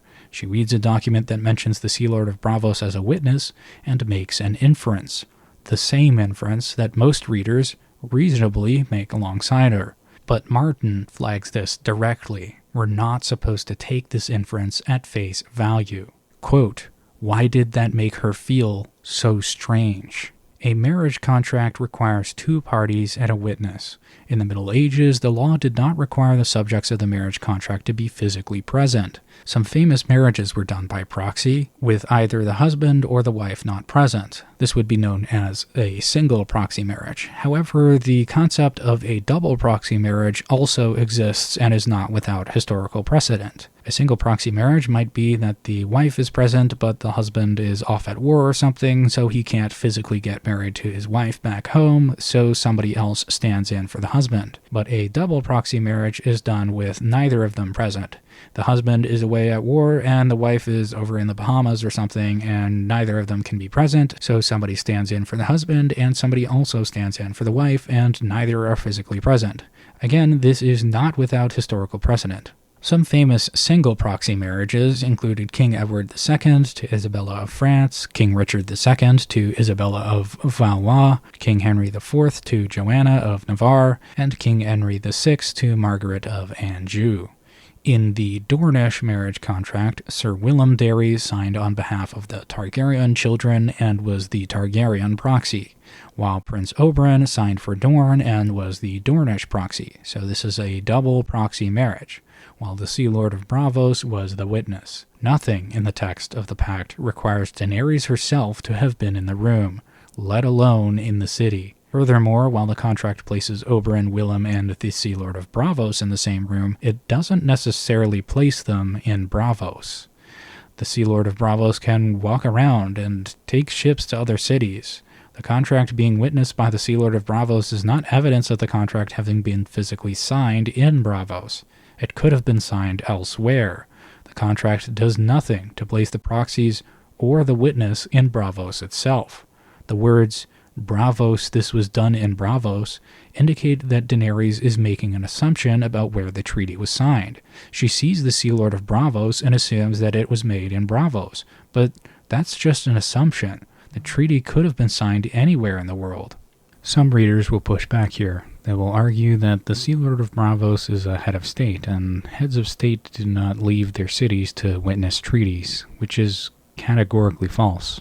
The Yalta Conference, 1945, Potsdam Conference, 1945, Congress of Vienna, 1815, Treaty of Versailles, 1919, Camp David Accords, 1978, Helsinki Accords, 1975, Treaty of Tordesillas, 1494, or one of the hundreds of times the Pope traveled around to witness treaties and resolve disputes in Christian Europe, to name a few examples. And consider that the Sea Lord of Braavos has a well-established tradition of getting involved in the political affairs of other nations. The 3 dragon eggs of Eliza Farman, held in the Sea Lord's vault in the Bank of Braavos, somehow ended up in Illyrio Mopatis' possession at the wedding between Daenerys and Khal Drogo. A secret meeting between a dying Targaryen loyalist, a Dornish prince, and the Sea Lord of Braavos, conducted without the knowledge of 2 small children who were kept safely at home, is not a difficult scene to imagine. Regardless of how unreasonable this argument is, even on its surface, the alternative is that the Sea Lord witnessed the pact in his own city, in his own palace, and that Darry brought the document to him in Braavos,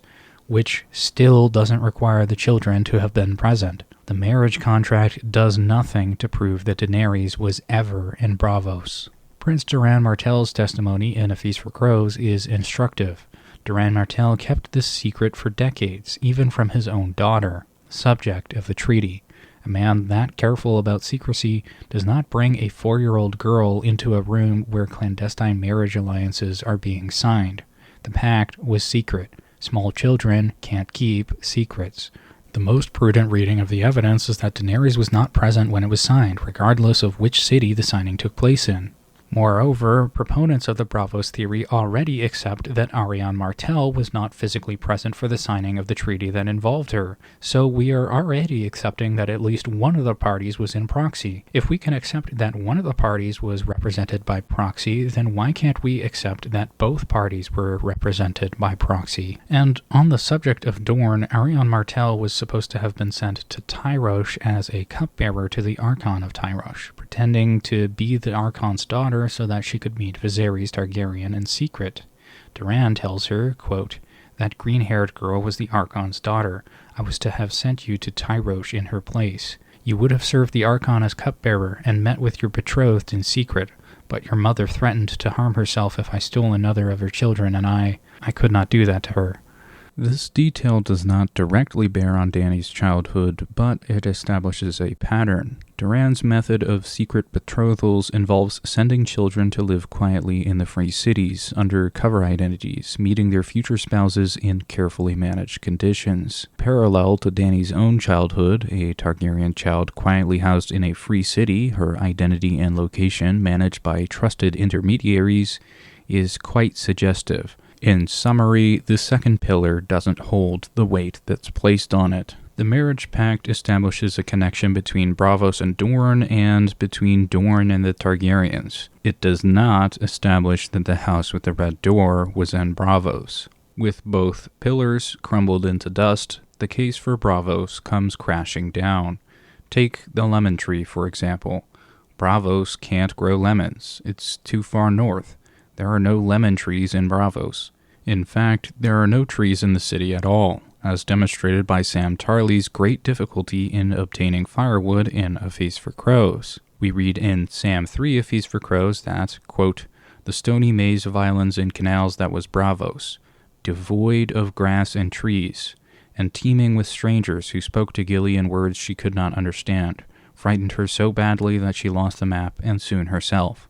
Trees did not grow on Braavos, save in the courts and gardens of the mighty, nor would the Braavosi cut the pines that covered the outlying islands around their great lagoon and acted as windbreaks to shield them from storms. Instead, firewood was brought in by barge, up the rivers and across the lagoon.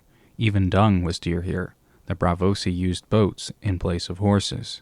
The old man was in no state to brave the salt spray and wet winds along the waterfront, and Braavos was all waterfront. To the north was the Purple Harbor, where Braavosi traders tied up beneath the domes and towers of the Sea Lord's palace. To the west lay the Ragman's Harbor, crowded with ships from other free cities, from Westeros and Ibn and the fabled far-off lands of the east. And everywhere else were little piers and ferry berths and old grey wharves where shrimpers and crabbers and fisherfolk moored after working the mudflats and river mouths. The text is explicit.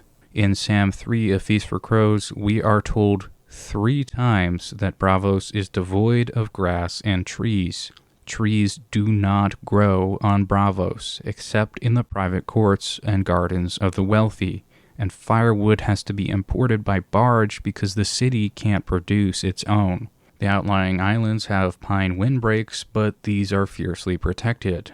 The people of Braavos won't cut them down. Lemon trees are subtropical.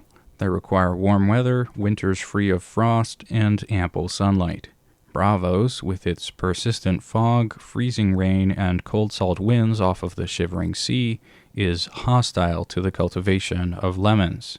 The only workaround to this climate problem is to assert that Dany must have lived in the palace of the Sea Lord of Braavos, which contains many exotic plants and animals, possibly including a lemon tree, or else in a very wealthy estate that includes a lemon tree which would be physically in close proximity to the Sea Lord of Braavos. Since my counterargument for both would be largely the same, for the sake of simplicity, I'm just going to blanket these as the Sea Lord of Braavos.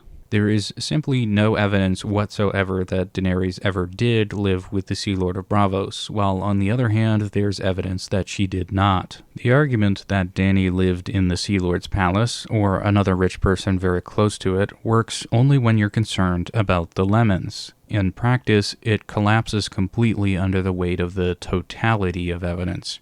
Remember, we're not just looking for lemons. There's a whole other laundry list of items that Braavos has to meet, and it doesn't meet it. Let's start with the lemon tree specifically. Dany doesn't remember a lemon tree in a vast enclosed garden surrounded by the exotic menagerie of a powerful lord. She remembers a lemon tree outside of her window. This is a specific personal and intimate image belonging to a child's bedroom. The tree is part of her private world, not the feature of some grand palatial greenhouse that she's wandering through. The image was not that there's a lemon tree in the Sea Lord's garden, it's that there's a lemon tree outside my window, and these are not the same thing. A child in a palace doesn't describe a tree in the Lord's pleasure gardens as being outside of her window. She describes what she would see from her own room, which means that the tree is immediately adjacent to where she slept. growing in the open air and close enough for a small girl to look out and see its fruit. We also need to consider what living in the Sea Lord's palace would actually mean. The Sea Lord of Braavos is the elected ruler of the most powerful financial city in the known world, a man who commands the Iron Bank in the arsenal of Braavos, whose palace sits at the northern end of the city around all the other rich people near the Purple Harbor, surrounded by the domes and towers of the city's most powerful institutions and people. His palace isn't a quiet refuge. It isn't this quaint pastoral setting that Daenerys remembers. It's the nerve center of an entire city-state. A small child living there would be constantly surrounded by courtesans, bravos, diplomats, merchants, and the full machinery of the Braavosi state. She would be exposed to every dimension of this extraordinary and distinctive city, and Dany remembers none of it. Daenerys has no memory of the green copper domes, no memory of the serpent boats filling the canals, or the fogs, or the freezing rain, or the gray water, or the green water. She has no memory of the Braavos who swagger through Braavosi streets, fingering their swords, where the mighty dress with charcoal gray and purple. She has no memory of the courtesans and their private barges. She has no memory of the Purple Harbor, visible from the windows of the Sea Lord's palace, with its constant traffic of galleys, and the boom of drums echoing across the lagoon. She has no memory of any of these highly distinctive things, despite them being an inescapable texture of daily life in the city that she supposedly spent her earlier years in. You know, I read these passages I don't even know how many times, over and over again, figuring maybe I'd read something that shouldn't be there, some positive piece of evidence, some sight or sound or smell that shouldn't be there, you know, like a sigil from Westeros, a building that looked wrong, like if she was in King's Landing or something. Then it suddenly occurred to me when making this list of things that she couldn't remember. Maybe I had it backwards. Maybe there was something that should be there and wasn't. Something right there in front of us. The Titan's roar. Daenerys has no memory of the roar of the Titan of Braavos. This is not the kind of thing that someone would forget after living in Braavos for years, nor would it be a detail that George neglects to mention. It is mentioned several times in every chapter that features Braavos. There is no mention of it in Dany's memories of Braavos in the house with the red door. It's a clue to confirm that Daenerys was never in Braavos. The reason why this, in my opinion, settles the debate about Braavos so decisively is that the Titan of Braavos is not background noise. If there was a single sensory experience that defined Braavos as a city, it would be the Titan's roar. Arya's chapters make clear that the Titan roars at sunrise every single day of the year, loud enough to wake the entire city. Brusco times his morning fish market runs to the Titan's roar. In Cat of the Canals, A Feast for Crows, we get this passage, quote, "The long canal took Brusco's boat beneath the green copper domes of the Palace of Truth and the tall square towers of the Prestians and the Antarians before passing under the immense gray arches of the Sweetwater River to the district known as Silty Town, where the buildings were smaller and less grand. Later in the day, the canal would be choked with serpent boats and barges, but in the pre-dawn darkness they had the waterway almost to themselves. Brusco liked to reach the fish market just as the Titan roared to herald the coming of the sun. The sound would boom across the lagoon, faint with distance, but still loud enough to wake the sleeping city. It's still incredibly loud even at a distance. This isn't the kind of case that you could make the argument that maybe Daenerys was far away enough to not hear the Titan's roar. You can hear it literally everywhere in the entire city, and it's still loud enough to wake the city. It's extremely loud. People schedule their entire days around the Titan's roar. It's the Eiffel Tower or the Big Ben of the city. It's the heartbeat of Braavos. It's so fundamental to Braavosi identity that a captain of the Second Sons names himself the Titan's bastard, and so fundamental that Peter Baelish's ancestor takes it as his sigil. Martin never forgets to mention the Titan in chapters set in Braavos. It appears consistently, reliably as an establishing detail every single time a POV character is in the city. It is the defining sensory detail of Braavos, and it's not in Dany's memories. Keeping in mind that the Titan of Braavos can be heard at the southern extremity of the city, and that the Sea Lord's Palace sits at the northern end of the city, near the Purple Harbor, adjacent to the Arsenal and the Great Lagoon, and that the Titan stands at the entrance to said lagoon, Dany would have been living in the part of the city that is physically closest to the Titan of Braavos. If you were going to hear the roar anywhere in Braavos, you would hear it here. Daenerys supposedly lived in Braavos from infancy until about 4 or 5 years old. She's a character defined by sensory memory. The smell of scented oils, the sight of a lemon tree, the texture of a door frame, the leathery feel of Darry's old hands. These memories are highly vivid and specific. However, she has no memory of the Titan's roar. She has no memory of the Titan at all, despite it being audible from every corner of the city every single morning of her life, and would most certainly be audible from the Sea Lord's Palace, right next to the Titan. This is not an absence of evidence. It is evidence of absence, placed there deliberately. Moving to the rest of the checklist, it is clear that the Titan's roar and the lemon tree don't stand alone. Let's consider the house itself. We need a large building with a red door, great wooden beams carved with animal faces, a window, a lemon tree immediately outside of that window, bath oils, and a sweet heady perfume. We have already established the lemon tree problem at length. The wooden beams carved with animal faces deserve their own attention. This is a decorative tradition alien to Braavos, who have no trees in the city and treasure the forest outside of their city. Carved wooden beams don't belong to the culture here. Now, maybe it's still possible that there would be wood inside of a very rich person's house, but on the balance of probabilities, it's unlikely, so the house fails the checklist. Next, let's turn to the green fields. Braavos is built on a cluster of islands in a lagoon in the Shivering Sea. It has no fields of any kind. The text is explicit. The city is devoid of grass and trees. Firewood is imported by barge because the islands can't produce their own, and even the outlying pine windbreaks are fiercely protected. There are no green fields in Braavos, even in a rich person's house, and there are no green fields anywhere near Braavos. Braavos is an island city in a cold northern sea. The memory of green fields is completely incompatible with Braavos. Next, let's turn to the Great Stone Houses. Admittedly, this is the one item on the checklist that Braavos fully satisfies, so this is a point in favor of Braavos. Next, let's go to Safe for a Barefoot Child.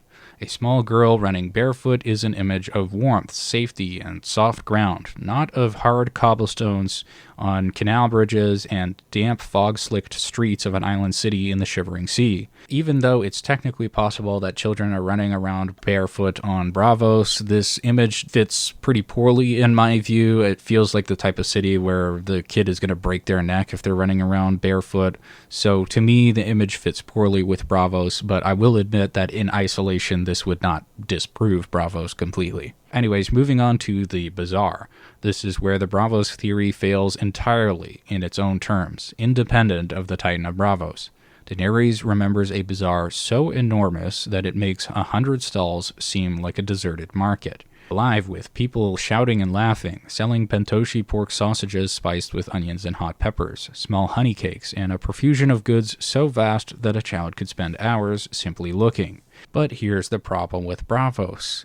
Braavos doesn't have a bazaar at all, and its markets don't smell like Pentos pork sausages. It smells of salt water and fish, not garlic and pepper. Based on Arya's experiences as a child there, it also doesn't appear to have Honeyfingers. The sensory profile of Dany's childhood bazaar doesn't match any part of Braavos that Martin has described. Next, let's move to the Pentos sausages and the Honeyfingers. As established earlier in this essay, the spiced pork sausages that Daenerys remembers from the bazaar were confirmed by a vendor from Pentos to be a dish specifically from Pentos, and the Honeyfingers that she associates with the bazaar prompted Jorah's revealing slip that they're not from Tyrosh.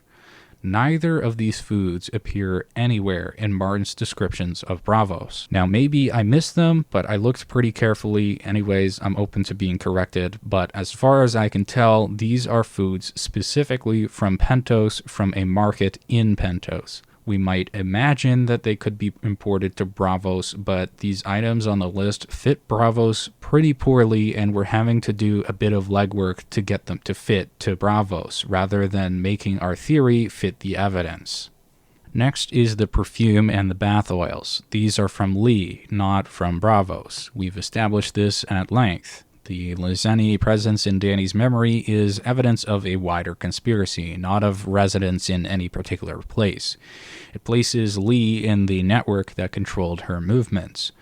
Braavos is typically associated with its purple dye from sea snails or its financial institutions, not with sweet, heady lavender fragrance. So the perfume doesn't specifically point to Braavos, and it can't be used as evidence in favor of Braavos, because it could have been imported from anywhere, really. When you lay all of this out together, the Braavos theory requires us to accept that Daenerys lived in the Sealer's Palace, the only building in the city that could support a lemon tree, and yet she has no memory of the roar that would have lightly shaken the walls of the palace every single morning. No memory of the Purple Harbor visible from its windows, no memory of any architectural or sensory feature distinctive to Braavos, a memory of a bazaar that doesn't exist in Braavos, and no memory of a bazaar that's anything similar to the markets of Braavos. It requires us to read Dany's reaction to the marriage pact, quote, "Why did that make her feel so strange?" end quote, as a simple curiosity rather than as a nod or a signal from the author that we shouldn't be taking this at face value. It requires us to treat the total absence of every defining Braavosi sensory landmark from the memories of a character defined by sensory memory as simply an oversight by a writer who demonstrably never overlooks the Titan when writing about Braavos. The Braavos theory doesn't survive contact with the evidence, if we're being honest with ourselves. It survives only for as long as we refuse to think critically. The moment that we ask what Braavos actually looks, smells, and sounds like, and compare that honestly against what Daenerys actually remembers, the answer is pretty unambiguous. Braavos is eliminated from our list. Now let's turn to Dorne. To be fully honest, before coming into this analysis, I personally believed that the Red Door was in Dorne. There are many highly suspicious details that sound kind of close to what we see in Dorne, and there's a lot of suspicious involvement of Dorne in various Targaryen plots, so it seemed like a good fit. Dorne requires much more careful treatment and much more scrutiny, because it has lemons, and because of Doran's involvement with the secret marriage pact. However, the totality of evidence excludes it. Let's start with the landscape. When Daenerys recalls the house with the red door, she recalls green fields, not desert, not scrubland, not the parched, sun-hammered terrain that defines virtually every part of Dorne outside of a few irrigated river valleys. The landscape of Dorne is defined by its hostility to human life. The endless red and white sands of the Dornish desert, the stony desolation surrounding even its most important settlements. The water gardens are beautiful, but it's a manufactured beauty, coaxed into existence through deliberate irrigation. Green fields do not generally describe Dorne. They describe somewhere else. She wasn't hiding out in the Vaith or the Red Mountains. There are certain parts of Dorne that are green. Could Daenerys have been there? Let's consider Lemonwood specifically, since it is the candidate that is most often proposed by theories placing the Red Door in Dorne. Lemonwood sits on the south bank of the Greenblood near the shore, and Arianne's journey through that region in A Feast for Crows gives us a precise picture of its surroundings. The passage comes in the Queenmaker A Feast for Crows. Quote, "We're almost there, Your Grace," Garin told Marcella cheerfully when they spied more sandbeggars up ahead, a thicket of them growing all around the dry bed of a stream. The sun was beating down like a fiery hammer, but it did not matter with their journey at its end. They stopped to water their horses again, drank deep from their skins and wet their veils, then mounted for the last push. Within half a league they were riding over devil grass and past olive groves. Beyond a line of stony hills, the grass grew greener and more lush, and there were lemon orchards, watered by a spider's web of old canals. Garren was the first to spy the river, glimmering green. He gave a shout and raced ahead. Arya and Martell had crossed the Mander once, when she had gone with 3 of the sand snakes to visit Tyrene's mother. Compared to that waterway, the green blood was scarce worthy of the name of river, yet it remained the life of Dorne. It took its name from the murky green of its sluggish waters, but as they approached, the sunlight seemed to turn those waters gold. She had seldom seen a sweeter sight. The next part should be slow and simple, she thought, up the Greenblood and onto the Vaith, as far as a pole boat can go. They found the pole boat half a league downstream, hidden beneath the drooping branches of a great green willow. Low of roof and wide abeam, the pole boats had hardly any draught to speak of. The young dragon had disparaged them as hovels built on rafts, but that was hardly fair. All but the poorest orphan boats were wonderfully carved and painted. This one was done in shades of green, with a curved wooden tiller shaped like a mermaid, and fish faces peering through her rails. Poles and ropes and jars of olive oil cluttered her decks, and iron lanterns swung fore and aft. The approach to the Greenblood passes through stark desert, then devil grass and olive groves, then a line of stony hills, before arriving at lush green grass and lemon orchards watered by a web of old canals. The river itself is sluggish and distinctly green, its banks lined with willow trees. The boats that work it are pole boats, carved and painted, manned by the orphans of the Greenblood. This is a specific, vivid landscape that is entirely unlike Dany's memories. She has no memory of canals, of willow trees, of sluggish green water, of pole boats, of stony hills, or olive groves, or devil grass. None of this appears anywhere in her recollections. Furthermore, Lemonwood lacks other prerequisites. There's no evidence of stone buildings in Lemonwood. There's also no textual evidence of Pentos sausages, of honey cakes, or strong lavender perfume, or lavender bath oils in Lemonwood. There's also no textual evidence of bazaars in Lemonwood, but even if there were, they would be a poor offering compared to those in Sunspear, which are themselves a poor offering compared to those in the free cities. In other words, Lemonwood is a poor fit for our list. We can't hyperfixate on the requirement of lemons alone. Yes, Lemonwood has lemons, however, the Lemonwood theory ignores the totality of evidence. We have to take into account all of the other clues left by Daenerys. What about Sunspear? Well, Sunspear fares no better than Lemonwood. The capital of Dorne is one of the most architecturally distinctive cities in Westeros.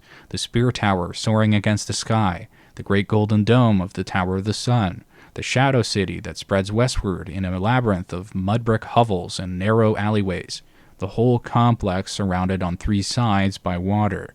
Right off the bat, Sunspear smells wrong. The air of Sunspear, as Arya Hota observes, stinks of tar and salt water and rotting seaweed. The buildings are also made of the wrong material, mud, instead of the stone that we're looking for. And there's no textual evidence of green fields being anywhere near Sunspear. Rather, the city is described in mostly the opposite terms, with mentions of dust and shadows. Sunspear does have bazaars, but they don't match the scale or description of what Dany remembers, and the text is quite explicit in pointing this out. Daenerys recalls a market that's so enormous that 100 stalls seem deserted by comparison. Kind of churning, deafening bazaar that belongs to the free cities, not to the shadow city of Sunspear, which the text itself describes as no more than a town compared to Tyrosh or Myr or Great Norvos. The bazaar of Dany's memory is a bazaar from the free cities. It can't be Dornish. Furthermore, there are many iconic things about Sunspear that Dany doesn't remember. Access to the castle requires navigating the winding walls, or passing through the heavily defended threefold gate, and the Water Gardens is made up of pearl walls, which are never once described in Dany's memories. A child who grew up in Dorne would carry these sensory landmarks as surely as she carries the smell of lavender or the texture of Ser Willem Darry's hand. Dany remembers none of this. The Spear Tower and the Tower of Sun are not things that you forget. It'd be like going to Toronto and having no memory of the CN Tower, or going to Paris and having no memory of the Eiffel Tower. It's not even slightly plausible. Dany doesn't remember any of these landmarks because she never saw them. Dorne is eliminated on the balance of probabilities. Now that we've eliminated everywhere in Westeros, we can focus back on Essos, especially the free cities. Let's look at Volantis. Volantis presents itself as a candidate for roughly the same reasons that Dorne does. It has a warm climate, a busy port, and the kind of urban density that could produce a large bazaar. But the same reasoning that eliminates Dorne eliminates Volantis. We know exactly what Volantis looks like in considerable detail from Tyrion's chapters in A Dance with Dragons. The long bridge spanning the Rhoyne, the crowded warrens of the East Bank, the columned mansions of the Old Blood of the West, the slave tattoos covering half of the city's faces or more, the temples and the tigers and the elephants. It's a city of overwhelming, unmistakable character that Daenerys remembers none of. She has no memory of the bridge, no memory of the river, no fragment of anything distinctly Volantine surfaces in her recollections. And, most importantly, nobody who has ever been there remembers her. On a balance of probabilities, Volantis is eliminated. Let's move to Tyrosh. Tyrosh is a more difficult elimination than Dorne or Volantis because, unlike other cities, we have relatively few detailed descriptions of it to work against Dany's memories. But there is sufficient evidence to eliminate Tyrosh. When Sam stops at Tyrosh in A Feast for Crows, he notes the Bloody Tower, yet another architecturally significant landmark that leaves no trace whatsoever in Dany's recollections. We also learn in The World of Ice and Fire that the city's inner wall is made up of the same type of dragon-fired stone that was used to build Dragonstone, which is highly distinct. Like the Spear Tower of Sunspear, the Bloody Tower and the Dragon Walls are not the kind of thing a child would simply forget. Their absence from Dany's memory is consistent with the pattern that we've already established. She doesn't remember the unmistakable landmarks of the cities that she was supposedly sheltered in because she was never there. Now, people who are very familiar with Dorne's schemes and Doran Martell are already in the comments typing something out to the effect of, but what about the princess in the tower and the bit about sending his daughter to be a cupbearer to the Archon of Tyrosh and then meet Viserys Targaryen that way? Well, there is direct evidence against this point. First of all, we have no idea how Doran Martell knows that Viserys is in Tyrosh. Presumably, he's being told this by somebody, which means that the person telling him could be lying. Second of all, there is direct evidence that she was not in Tyrosh, and I'm about to reveal it to you. The most revealing evidence against Tyrosh comes in Dany 1, A Game of Thrones. At the reception in Illyrio's manse, as the guests are gathered to witness Daenerys' presentation to Khal Drogo, Illyrio leans close and whispers introductions in her ear. Quote, "They stepped past the eunuch into a pillared courtyard overgrown in pale ivy. Moonlight painted the leaves in shades of bone and silver as the guests drifted among them. Many were Dothraki horse lords, big men with red-brown skin, their drooping mustachios bound in metal rings, their black hair oiled and braided and hung with bells. Yet among them moved Braavos and sellswords from Pentos and Myr and Tyrosh, a red priest even fatter than Illyrio, hairy men from the port of Ibn, and lords from the Summer Isles with skin as black as ebony. Daenerys looked at them all in wonder, and realized, with a sudden start of fear, that she was the only woman there. Illyrio whispered to them, 'Those three are Drogo's blood riders there,' he said. 'By the pillar is Khal Moro, with his son Rogoro. The man with the green beard is brother to the Archon of Tyrosh, and the man behind him is Ser Jorah Mormont.'" Did you catch that? The man with the green beard is brother to the Archon of Tyrosh. The official story of Dany's childhood is that she and Viserys were shuttled between the free cities for years, sheltered by noble houses, living as guests of the great and powerful. If that story is true, if Dany genuinely spent time in Tyrosh under the protection of its ruling class, then the brother of the Archon is precisely the kind of man that she would have already encountered. He's not a minor functionary. He is a member of the ruling family of the city. And yet, Illyrio feels that it's necessary to point him out and identify him as though Dany has never laid eyes on him before. Because she hasn't. If Daenerys had lived in Tyrosh, in the household of a noble family, the brother of the Archon would have been a familiar face, perhaps even someone she had met personally, dined with, and been presented to as a child. Illyrio's whispered introduction is a tell. It reveals in an unguarded moment that Daenerys has no prior connection to Tyroshi society at all. She's not being reintroduced to someone she knew years ago. She's meeting him for the first time. And then, on top of this, there is the mountain of evidence we have already established. The garlic and pepper that Dany associates with Tyrosh are actually from Pentos. The spiced sausages that she thinks of as being from Tyrosh are, by the vendor's own correction, from Pentos. The honeyfingers that she remembers from the Bazaar she attributes to Tyrosh, but Jorah's slip reveals that he knows exactly what they are, and everything else in the market that she senses points back to Pentos.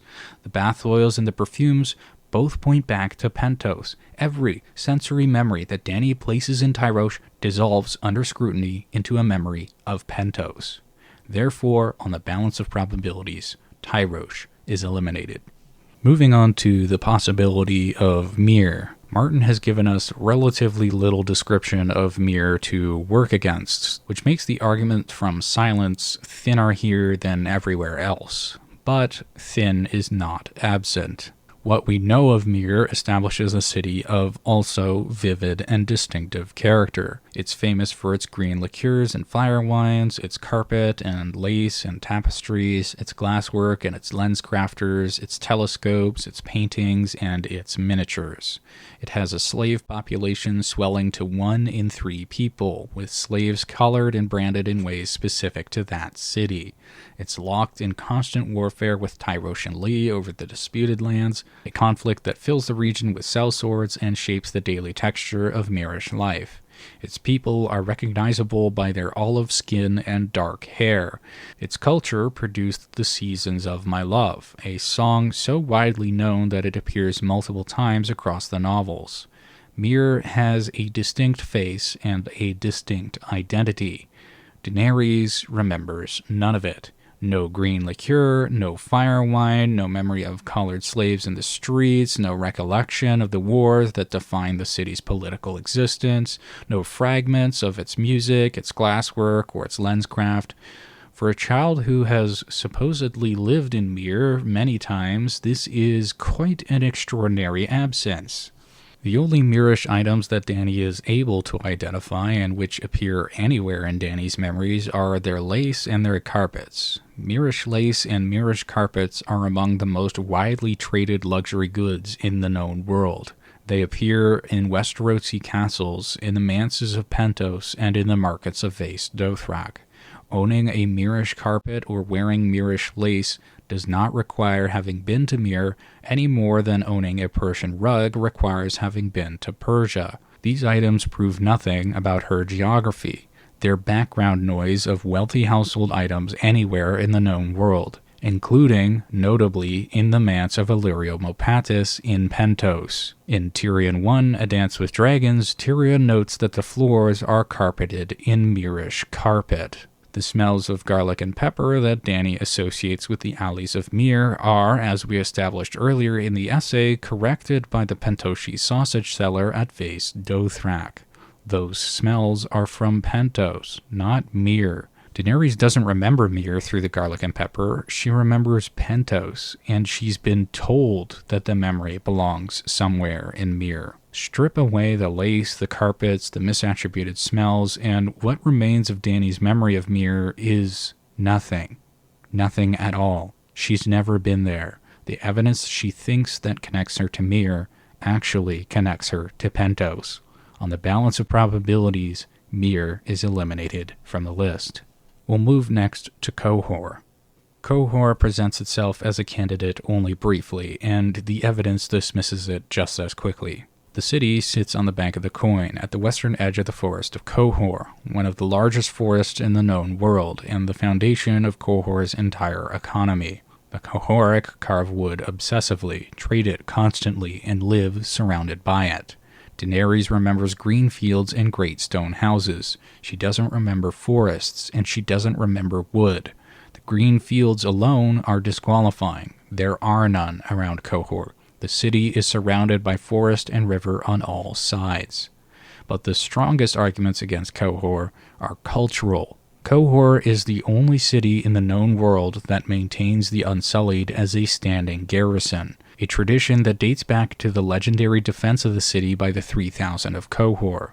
The Unsullied aren't a footnote in Qohoric life, they are its most famous institution, its defining military tradition, the thing that every visitor of the city remembers.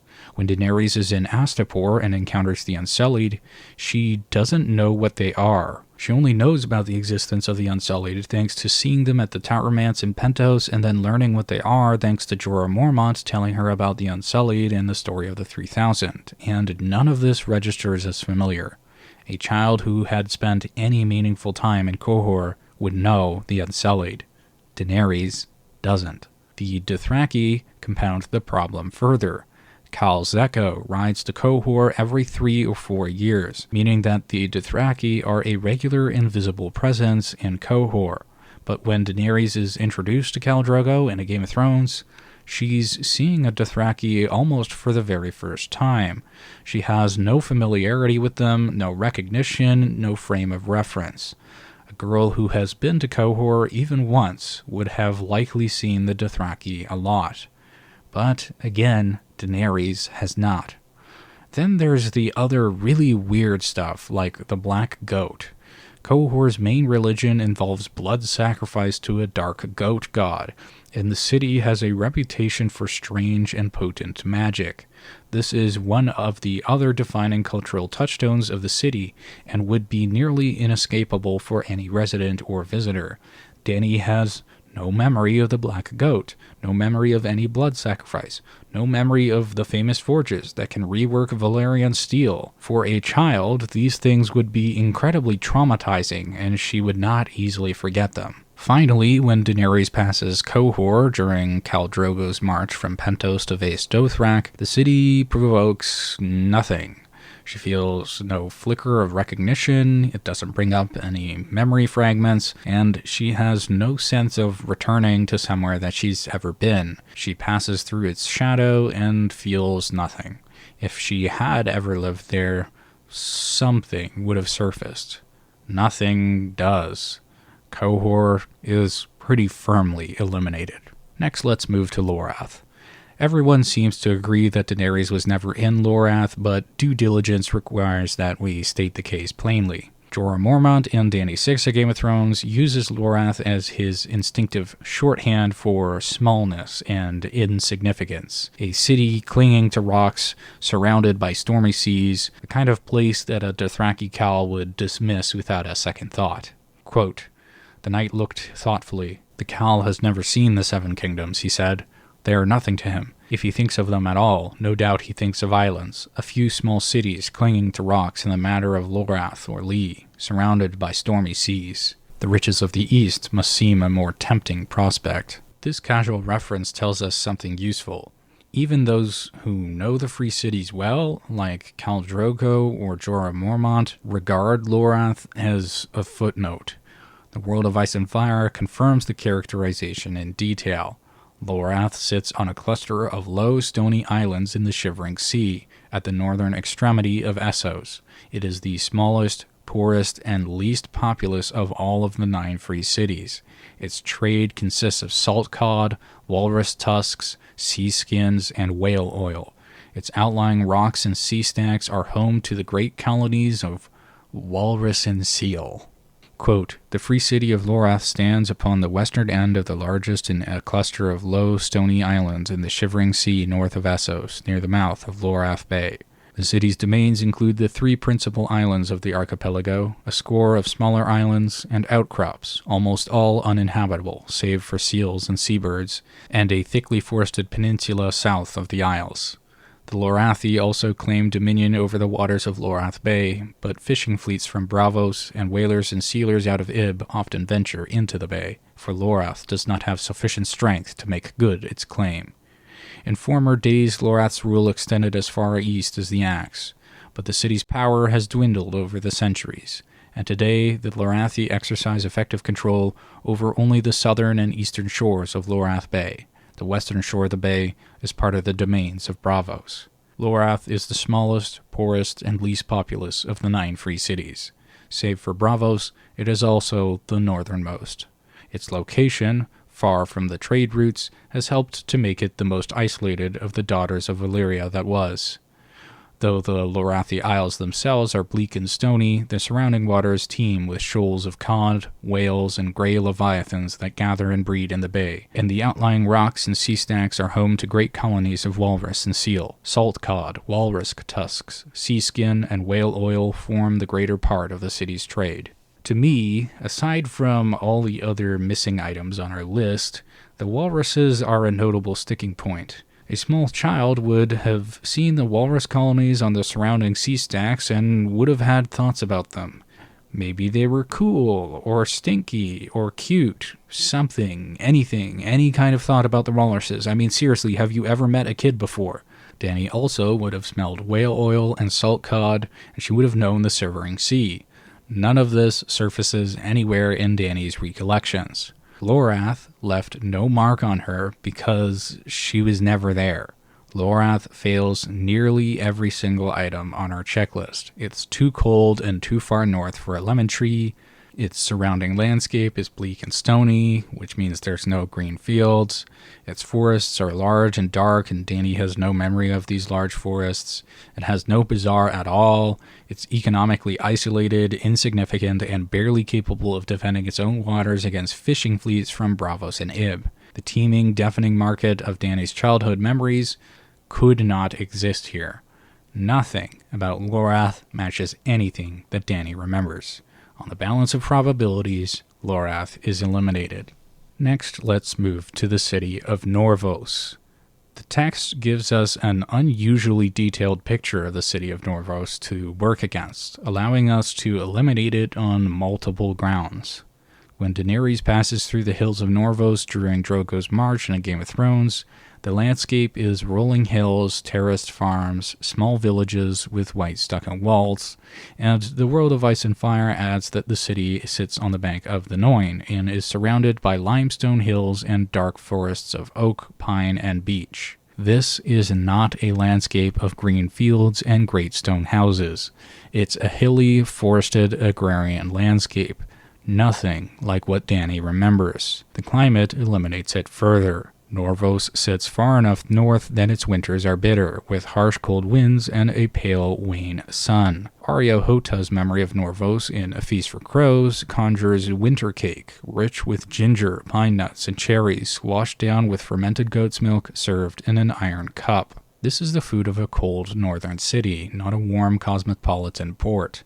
Lemons don't grow in Norvos. The lemon tree visible from the window of the house with the red door could not have been growing in Norvos's climate. The bells of Norvos are perhaps the most disqualifying detail of all. Arya Hota recalls the 3 great bells, Noom, Nara, and Niall, with an almost physical intensity. The bell of Noom, for example, makes his bones shudder. These aren't background noise. They're the defining sensory experience of this particular city, audible from everywhere within it, and inescapable for any resident. Daenerys has no memory of the bells. Dany doesn't remember them because she was never there to hear them. Then there's the specific cultural texture of the city. Arya Hota remembers bears dancing down the Sinner Steps, a specific, vivid, bizarre ritual that no child who witnessed it could ever forget. He remembers Nasha, the fermented goat's milk in an iron cup, a drink specific enough to Norvos that it demands a name. He remembers his mother's dress with the squirrel collar. Norvos leaves its marks on the people who live there. It's a city with a deeply specific character. Its bells, its steps, its rituals, its food, its cold. Dany remembers none of this. Finally, as with Qohor, Daenerys passes through Norvos on Drogo's march to Vaes Dothrak, and she once again feels nothing. She notes the rolling hills and the watching townsfolk with the detached observation of when you drive past a new place on the highway. There's no recognition, no involuntary memory, no sense that any of this is familiar at all. She's not coming home, she's passing through a foreign country that she's never seen before. Braavos, on the balance of probabilities, is eliminated. Next, we turn to the island of Lee. Lee demands more careful treatment than any other candidate we have eliminated so far. There are Lyseni fingerprints on Dany's childhood.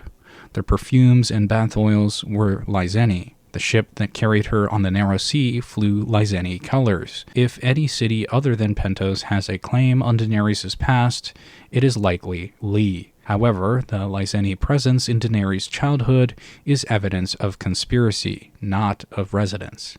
Let's go through the checklist methodically. Lee is a warm island city in the summer sea. The world of Ice and Fire describes its climate as somewhat of a paradise. Quote, Lee, the most beautiful of the free cities, enjoys what is perhaps the most salubrious climate in all the known world.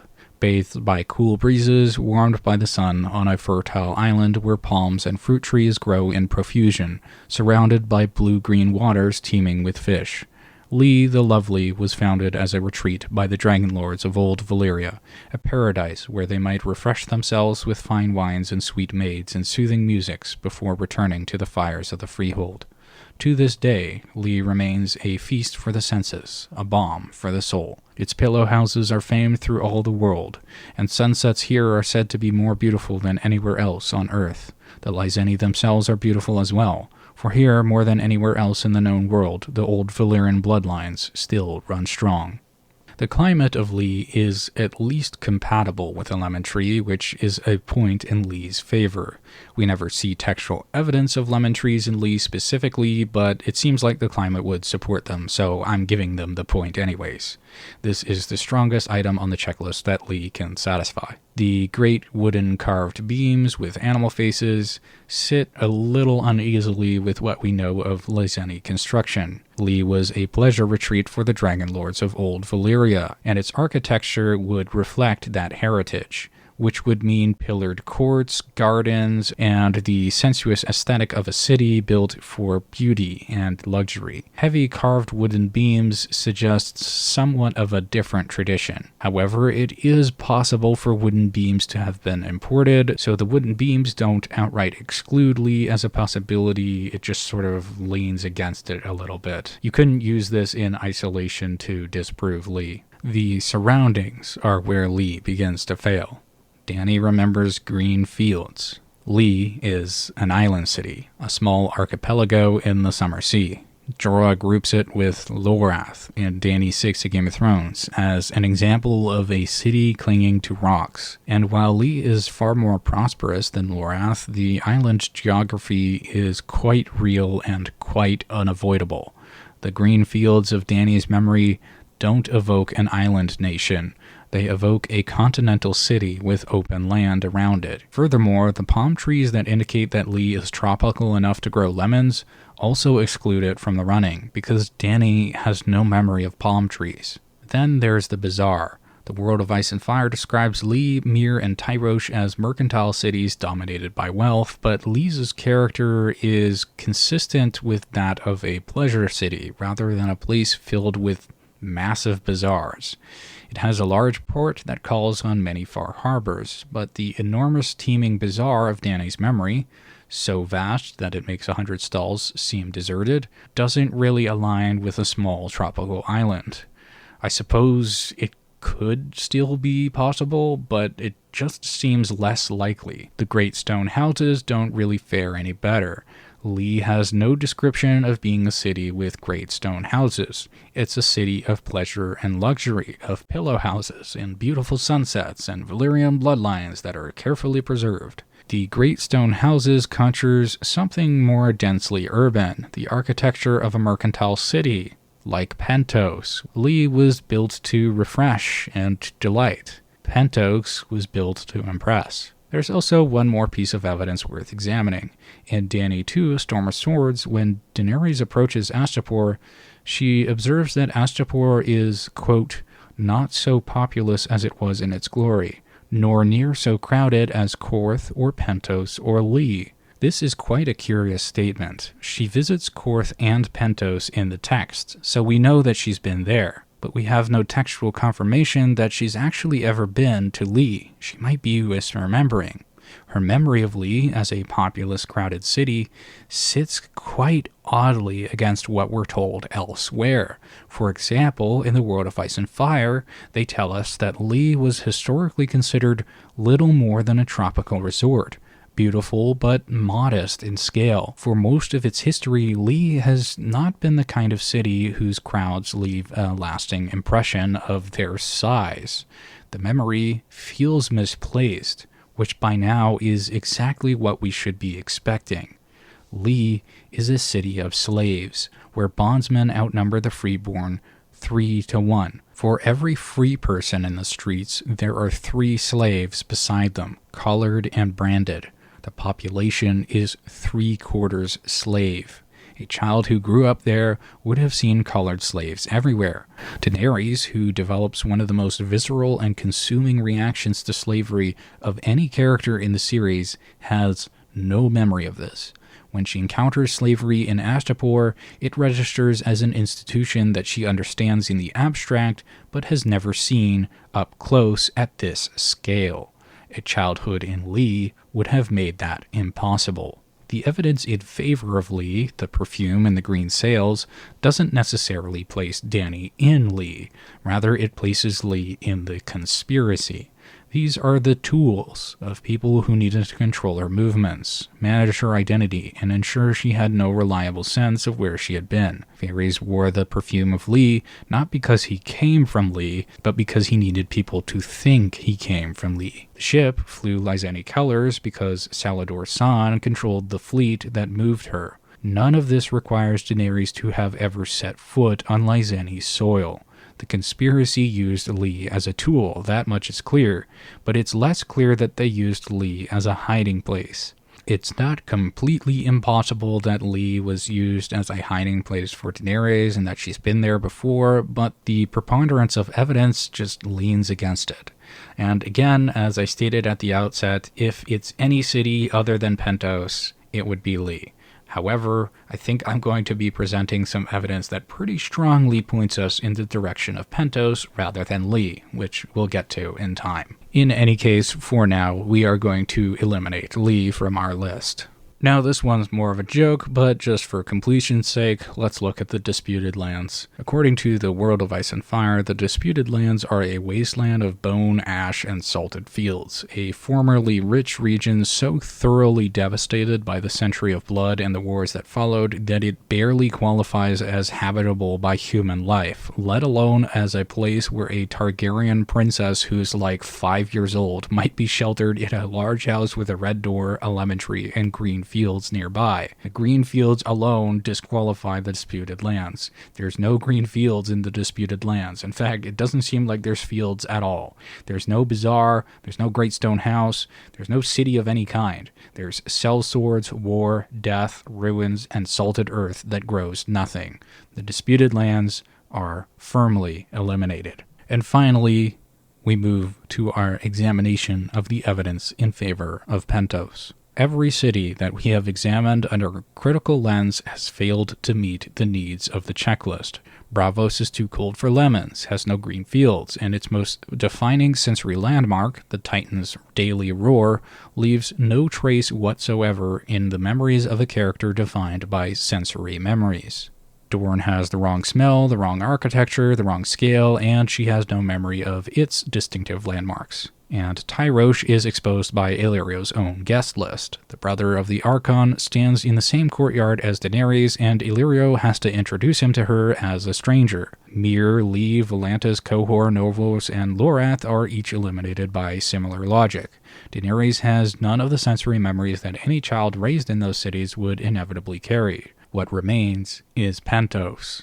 Pentos, being the last name on the list, in and of itself is extremely strong evidence in favor of the Red Door being there. However, the theory of Pentos has positive evidence in its favor, as well as the negative evidence that we've just established in the process of elimination. The evidence actively, repeatedly, and specifically points toward Pentos. Every misattributed memory in Daenerys' accounts, when corrected, leads back to Pentos. The foods that she thinks are from Tyrosh are from Pentos. The perfumes that she smells as the scent of home, that she says are from Lee, are carried by Illyrio and Varys in Pentos. The bath oils that trigger her most vivid memory of the Red Door are the same bath oils used in Illyrio's manse in Pentos. At every turn, the evidence that she believes points somewhere else is actually pointing her to Pentos. Let's start with the lemons. Pentos sits on the temperate western coast of Essos. The climate is warm, mild, and hospitable to citrus fruit. There is no textual obstacle to a lemon tree growing in a Pentoshi garden. And, in fact, the text places one there. When Daenerys and Viserys arrive at Khal Drogo's manse for the feast in Dany 1 A Game of Thrones, the air inside is described as heavy with the scent of, quote, pinchfire and sweet lemon and cinnamon. Let me repeat that for the folks in the back. Pinchfire and sweet lemon. Pinchfire and sweet lemon and cinnamon. Lemon. Okay, remember the part where we were looking for the lemon tree and we were like, oh my god, where are these lemons? There's lemons in Pentos. There's a lemon scent coming from the manse on the western end of Pentos. The same manse that we have established is owned by Illyrio Mopatis in part 2 of this essay. The grounds of this manse, as Tyrion later discovers, includes a walled garden. A garden that the narrative conspicuously never describes in detail and which Illyrio tells Tyrion contains his own garlic. A walled garden in a warm climate Pentoshi estate belonging to a man who imports goods from across the known world and has reason to maintain a property that a Targaryen child would find comforting and familiar could very easily contain a lemon tree, and it almost certainly does. The lemon scent in the air when Daenerys enters the manse is the first thing that she would smell on coming home. Next, let's look at the green fields and stone houses. From Daenerys' window at the Hill Manse in Dany 1 A Game of Thrones, she looks west over the bay and the towers of Pentos. She can hear the singing of red priests from the city. The towers of Pentos, the bay, and the city are all real, and they all match her memory of great stone houses. This is a city of imposing masonry, of merchant princes who built their power in stone, not mud bricks like Dorne. The green fields are even simpler. To the east of Pentos, the continent opens into wide flatlands, vast, rolling grasslands that stretch towards the horizon. The plains that begin just outside of Pentos' eastern walls are precisely what a child at the Tower Manse, looking eastward towards the sunrise and toward Illyrio's garden that contains a lemon tree, would have seen. The green fields where she gets married are the green fields of her memories, and they're right where they need to be. Next, let's move to the Bazaar. Pentos is one of the great mercantile cities of the Free Cities. Its market would be enormous by any standard. Certainly large enough to make 100 stalls seemed hush and deserted by comparison. We've already established that the Pentoshi seller at the western market of Vaes Dothrak corrects Dany's attribution of the spiced pork sausages to Tyrosh when they're actually Pentoshi sausages, sold presumably by Pentoshi sellers in a Pentoshi bazaar that smells of garlic and pepper and honey cakes, and which a small girl associated with the laughter and noise and pleasure of occasionally having a coin to spend. This is not a market reconstructed from nothing.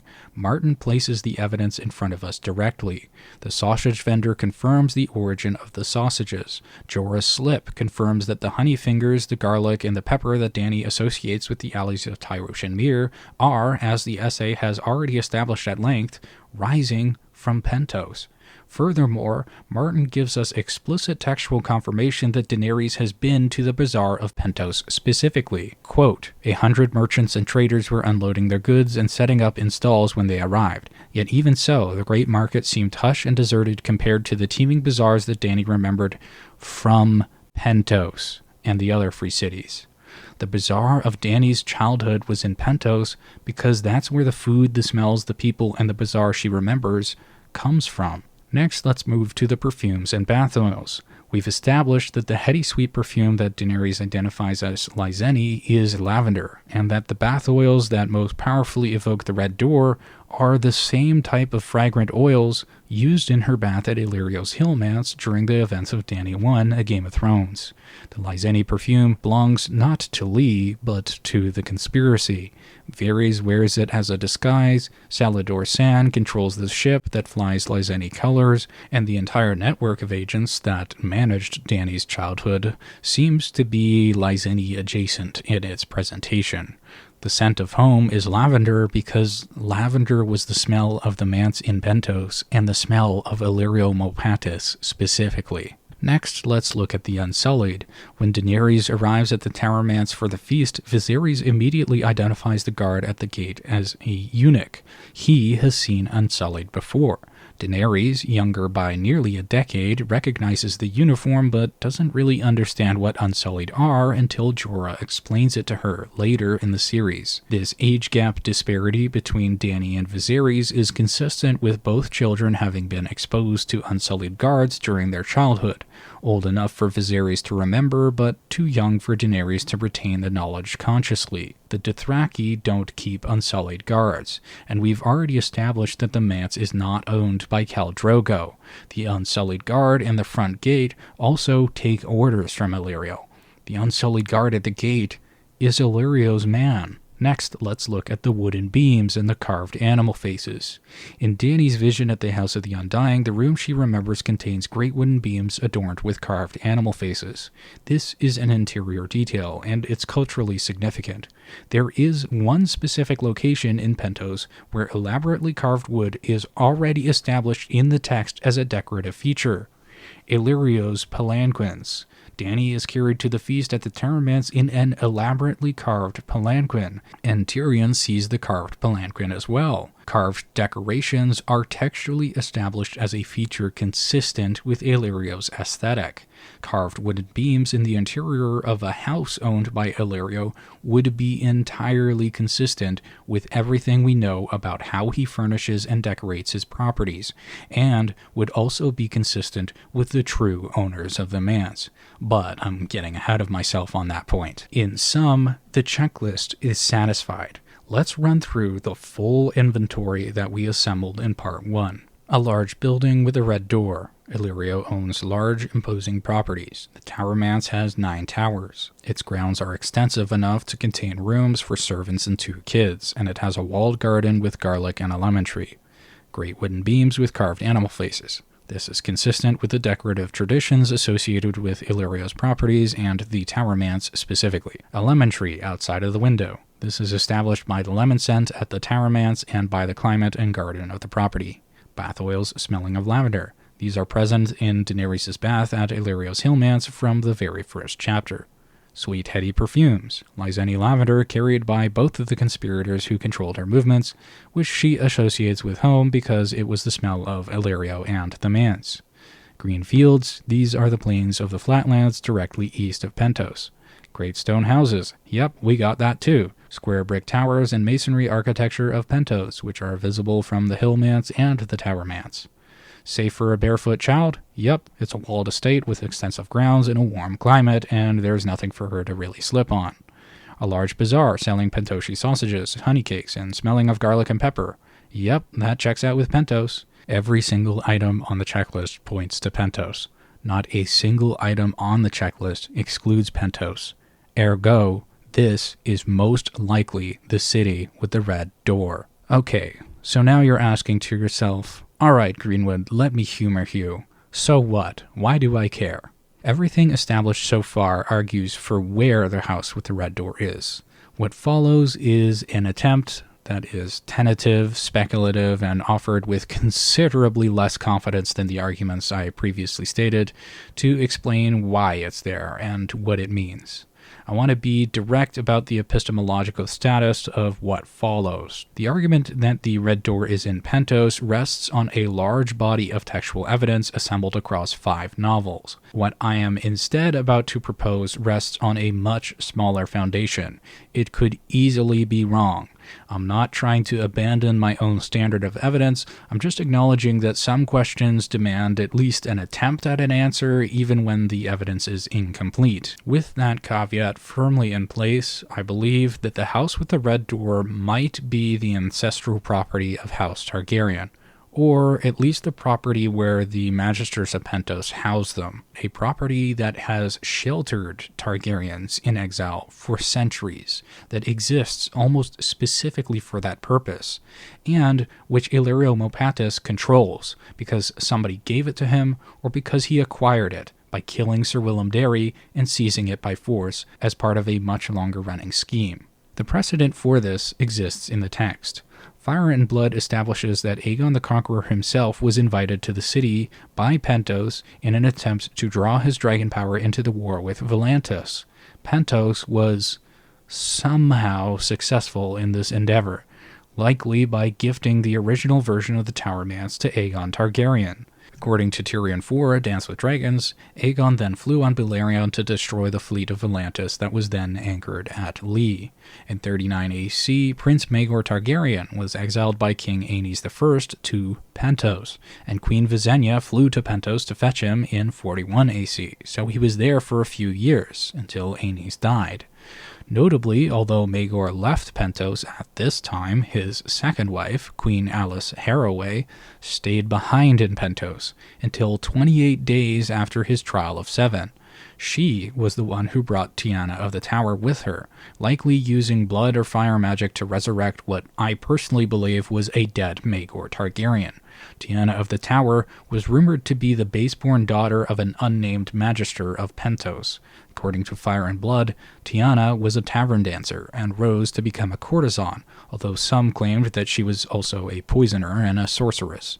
And according to Fire and Blood, Tiana was either Maegor's concubine or Alice's paramour. I personally see no reason why she couldn't be both. Allegedly, Tiana was later killed by Maegor in the Black Cells, and this death was witnessed by Sir Maladon Moore, whose descendant, Sir Mandon Moore, eventually tries to kill Tyrion at the Blackwater for mysterious reasons. Anyways, apart from Aegon, Maegor, and his wife Alice Harroway, some very important men in Maegor's circle went into exile in Pentos after Maegor's death, further suggesting that there's somewhere for them to stay in Pentos. Lords Buckwell and Rollingford, along with Grand Maester Bennifer, all went into exile in Pentos. Then, in 49 AC, 22 out of 50 of the Magisters of Pentos attended the golden wedding of Lord Rhaegar Baratheon and Dowager Queen Alyssa Velaryon, according to Fire and Blood. And King Jaehaerys selects a wealthy man from Pentos, Rhaego Draz, as his master of coin. In 54 AC, when Eliza Farman escapes Driftmark from her ship, her first stop was in Pentos, before going to Braavos. And she is a master sailor. Even Eliza Farman doesn't sail directly to Braavos. She uses Pentos as a stopping point. In 58 AC, Tyrosh and Pentos ask King Jaehaerys to mediate their dispute, and soon afterwards, when Roy Connington gets caught in a scandal with Princess Sarah Targaryen, he first flees to, you guessed it, Pentos. According to Fire and Blood, when Corlys Velaryon went on his grand adventure through Essos, his first stop was in, say it with me please, Pentos. According to Fire and Blood, in 115 AC, Prince Daemon Targaryen fled to, where? Pentos, with his new wife, Lady Lena Velaryon. He was entertained by the Prince of Pentos himself, and what's this? Stayed at a manse outside the city walls as guest of a Pentoshi magister and gave birth to 2 daughters there? What? And in 129 AC, during the Dance of Dragons, Prince Jaehaerys Velaryon tried to move his younger brothers into hiding with the Prince of Pentos to protect them. They got on a Pentoshi ship, but never made it. However, it is quite notable that the first instinct of Jaehaerys was to hide the Targaryens away in Pentos. In 131 AC, during the coronation of King Aegon II, representatives of Pentos attended, and in 133 AC, the Prince of Pentos sent his daughter to the Maiden Days Ball to be presented as a potential bride for the newly widowed king. Finally, when the Mad King, King Aerys II, was looking for a new spymaster, where did he go? Say it with me, please. Pentos. He sent representatives across the sea to Pentos, where they found Varys, who was named Spymaster after the death of Lord Steffon Baratheon in 278 AC. The Targaryens have been using Pentos as a refuge for hundreds of years. Whenever they're in trouble, they look to Pentos. It's the closest major free city to the shores of Westeros, immediately across the narrow sea. When Ser Willem Darry spirited 2 small children off the docks at Dragonstone in the middle of the night with Stannis' fleet closing in, the question of where to go first isn't a complicated one. You would go to the closest safe harbor. You would go to the city where the Targaryens have always gone. You would go to Pentos. This would explain a great deal. It would explain why Illyrio Mopatis seems to know the children so well, why he treats them with familiarity that reads as something more than mere opportunism, and why 6 months in his care produces a Daenerys who has clearly been in his orbit for longer than she consciously remembers. It would explain why he controls the Tower Manse, not simply as a wealthy magister who acquired an interesting curiosity of property, but as a custodian of a house that has hosted Targaryens for generations. It would explain why he's so desperate to ensure that Daenerys doesn't recognize it. Now look at the Tower Manse again with fresh eyes. The mosaic above the entry hall depicts the doom of Valyria, not a common decorative choice by far, a uniquely Targaryen one, the defining cataclysm of their origin story. The black iron lanterns burning across the wall, another Targaryen hallmark. The 9 Towers. And then there's this marble statue in the garden courtyard that Tyrion sees from his window. A lithe and handsome boy no older than 16 with straight blonde hair brushing his shoulders, poised to duel with a Braavos blade in hand. So lifelike that it takes Tyrion a long time to realize that he's made of painted marble. Illyrio tells Tyrion that the statue is of himself as a young man before he grew fat. This is almost certainly a lie. That's not Lyseni or Pentoshi coloring. It's Valyrian coloring. It's Targaryen coloring. A silver blonde teenage boy with a sword, immortalized in marble in the courtyard of a 9-towered manse, decorated with a mosaic of the Doom of Valyria with black iron lanterns. This is almost certainly not Illyrio Mopatis in his prime. This statue is likely a Targaryen. If I had to guess, I would name Daemon Targaryen, or one of the others who sheltered at this manse, someone who commissioned the statue himself. If this reading is correct, then the implications quickly compound. The garden that Illyrio mentions so casually to Tyrion, the garden that grows his garlic, the garden that the narrative never shows us directly, is the garden of the house where Targaryens go during exile. It's been maintained for generations. Its walls enclose whatever the Targaryens planted there during their various exiles. Garlic, yes, and presumably other things. Lemon trees, perhaps, growing against a warm south-facing wall just visible from the window of a room where a small girl sleeps and dreams. When Daenerys walks into the Tower Manse for the feast, she smells lemons and spices and a particular fragrance of a place where she had spent her earliest years. She doesn't recognize it consciously because Illyrio had ensured she arrived in darkness, enclosed in a curtained palanquin, deposited inside before she could see the color of the door behind her. And she doesn't recognize the smells of the perfume because Illyrio is wearing the same fragrance, heavy perfumes to cover the stench of his pallid flesh, as per Dany 1, A Game of Thrones. The house with the red door was never lost. It's been standing in Pentos since before Daenerys was born, waiting, as it has always waited, for the Targaryens to come back to it. Illyrio knew this. Varys knew this, and every effort they made to obscure the geography of Dany's childhood, every lie about Tyrosh's sausages and houses in Braavos, every curtained palanquin and wine barrel and false itinerary was in service of making sure that she never figured out that the home that she's been searching for across 2 continents and 5 novels has been less than a mile from where she stood on the night she married Khal Drogo. And to pour one last can of gasoline on the fire before I go, Ser Willem Darry was poisoned by widow's blood. In Dany 1 of Clash of Kings, she specifies that Ser Willem Darry was, quote, taken by a wasting sickness when she was very young, end quote. The tears of Lee are specifically engineered to mimic a wasting sickness, as confirmed by the Faceless Men in A Feast for Crows. However, although my first thought was that this must mean Ser Willem Darry was killed by the tears of Lee, there is actually evidence of a second poison that kills more slowly, but which still presents as a wasting disease. Widow's blood. Both the tears of Lee and widow's blood are specifically engineered to mimic a wasting illness. In Tyrion 9, A Storm of Swords, we get the following quote, "Widow's blood, this one is called, for the color.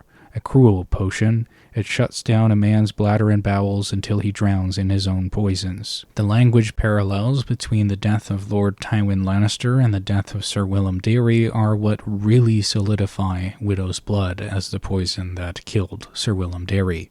In all of A Song of Ice and Fire, there are only 2 instances of the words sickly sweet directly adjacent to each other. One comes from Tywin's death in Jaime 1, A Feast for Crows, and the other from Ser Willem's death in Dany 1, A Game of Thrones, which is highly suspect. I assert that Ser Willem Darry was poisoned by widow's blood. This could have easily been accomplished by any one of the servants at Illyrio's manses. Symptoms from the same passages, such as prolonged bedridden suffering and internal decay, are further evidence that align with widow's blood's described effects. So, in conclusion, this essay has proven that the Tower Manse in Pentos, named as Khal Drogo's manse in Dany 1, A Game of Thrones, is the mansion that Tyrion visits in Tyrion 1, A Dance with Dragons, which is a different manse than Dany stays in Dany 1, A Game of Thrones. There are 2 manses, the Hill Manse and the Tower Manse. The Tower Manse is Khal Drogo's manse. The Tower Manse is also Tyrion's manse in Tyrion 1, A Dance with Dragons. We have also proven that the Tower Manse in Pentos is the most likely location of the house with the red door. We have systematically eliminated every single other city on the entire planet, and Pentos has been the only one that satisfies every single checkmark on the list. We have also proven that Illyrio Mopatis most likely controls this manse, and we have proven that Ser Willem Darry was likely poisoned with widow's blood by the servants of said mansion, who are in turn controlled by Illyrio Mopatis, meaning that Illyrio Mopatis poisoned Ser Willem Darry. All of this comes together to suggest that Illyrio Mopatis has been controlling Dany's life and trying to hide the truth from her for over 14 years. And hopefully, after hearing this wild ride of an essay, you can understand why this took me 4 months to write.